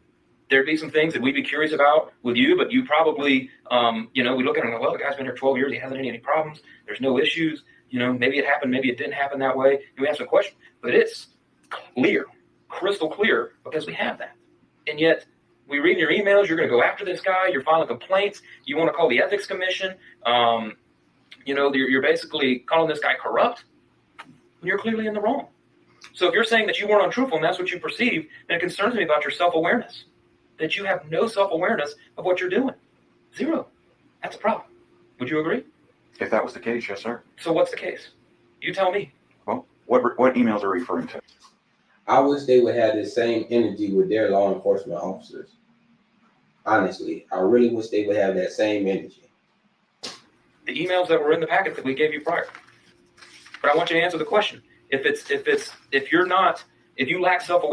not the case where you lack self-awareness, then what is it? Do you get that much of a rage that you just black out and not know what you're doing? Absolutely not. Because that's what you're saying. You were so pissed off that, and then now we've got all these things with Pasco. It's like if in my emails, I went into Pasco's professional standards. Mm-hmm. The guy lied on the traffic stop. How did he lie? There's no way he saw my wife. There is no way. Were you in the car with your wife? No. Were you in the car with your wife? Where were you at? I was home. You were home. You were in the house. So the only two people that really know the truth, Deputy Aiken and your wife. Right. You take it to court. But if he's saying he saw it, well, I've made many traffic stops and written many tickets for things that I personally observed. But he's lying because your wife got the ticket. No, he's lying because he never saw her stop. No, you don't know that. Well, let me show you why I say that. No. Oh. Did you see her drive? Were you in the car with her? No, sir. So you don't know that she didn't stop. You don't know. You don't know. You can't definitively say he lied. Period. And you can definitively say he's telling the truth. You can't definitively say he lied. Okay. You can fight it out in court, and that's what you got to do. You do what you got to do. But let's move on. At this point, I think we've gotten across, and I just don't think you understand the severity of this. But I absolutely understand the severity of it. But you're also saying, too, in my opinion, you're telling me that if I feel like she was stopped illegally, I'm not allowed to look up information to defend ourselves. You can look up information all you want and take it to court. That's why I sent her that email. Okay. Because based on the Pasco County... No, you're filing a complaint. But here's the problem. When you call Pasco County Sheriff's Office and you complain on him, you better have your facts right. And you didn't have your facts right. You lied. Yes, you did. Do you work on the street? Do you work on the street? No, sir. Okay. Have you done traffic stops? No, sir. Okay. Have you been asked by the Florida Highway Patrol for professional courtesy? No, sir. Okay. Have you ever written a POP ticket? No, sir. What is a POP ticket? Pissed off police. Okay. Who told you that? I can't remember exactly where I heard it, but it's common knowledge. Okay. So you've never worked the street. You have no knowledge of how traffic stop works. You have no knowledge of traffic law, but yet you lied and told him that. You lied and you told him that Deputy Aikens was an ass. He was an ass when he wasn't. We've all watched this video. Let me tell you, we'd be in good shape if that's the way deputies acted on the street, because he was very professional with you, very calm, and I went above and beyond to treat you respectfully. But we're going to move on. So I'm not allowed to reply? You will in a minute. When I'm done, I'll give you an opportunity to talk about whatever you want to talk about. So let's talk about your emails. November 4th, 2016, you write to Corporal Ramos, R-A-M-O-S. I was dealing with an idiot and I did not hear you on the radio. Sorry about that. I can almost promise you have an unhappy F-tard come up to you when you were here today complaining. What does F-tard mean? Fucktard. Okay. What does that mean? Like, just an idiot. I mean, I'm not sure how to break it down. All right. So Did you get Corporal Ramos's response when he said, "Remember, emails are public record. Refrain from using terms like that"? Yes, sir. Did you continue to use that term? I'm talking to Corporal Ramos. Anyone? I think I might have said it in an email to my wife. All right, y'all.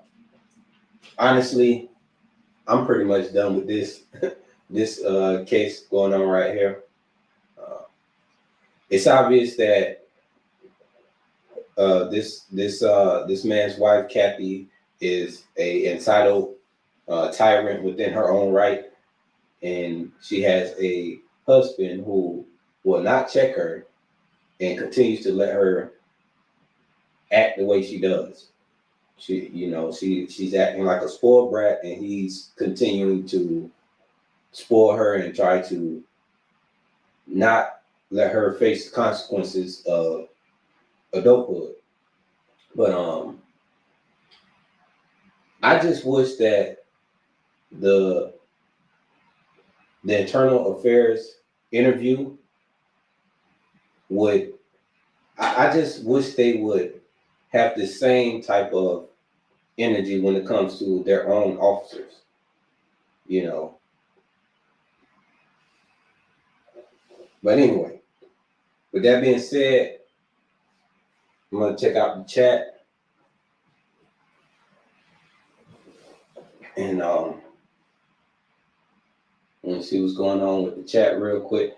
Again, I didn't expect this video to go this long. I just did this video. I was gonna address some of the trolls from my last video, and then I decided to check out this video from Hillsborough County.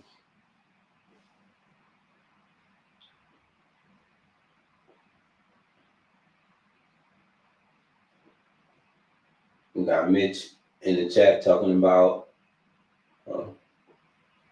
killing coyotes because they've been attacking his livestock.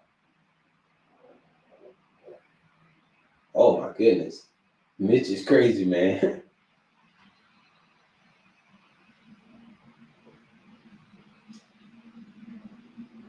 But yeah, y'all, this has been going on way longer than expected. So I'm going to go ahead and end it right here. I appreciate everybody for joining me. Yeah, AWB, I'm out. # stop muting body cam footage.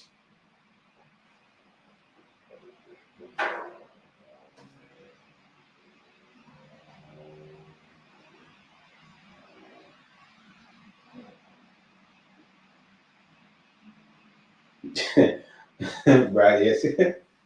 That's funny. But yeah, this is like I said, this went on kind of way longer than I expected, because I didn't know this story was gonna turn into this.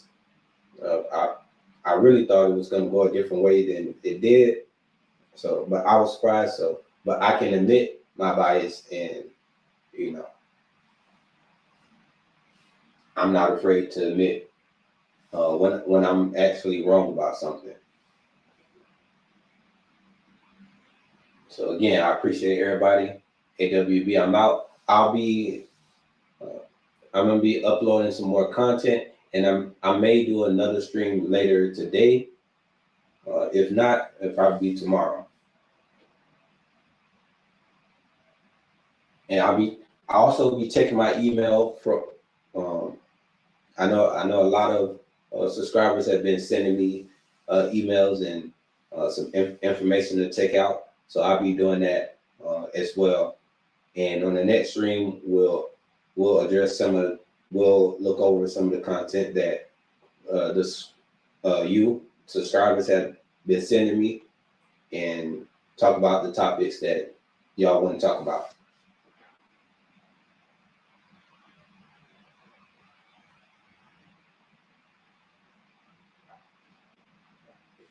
Yeah, Mitch. I didn't mean that in a bad way.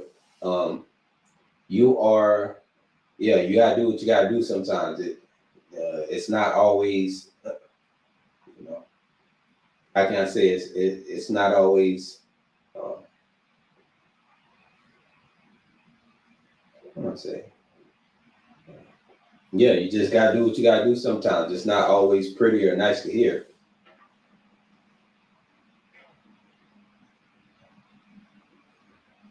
But again, I appreciate y'all, man. Y'all take care.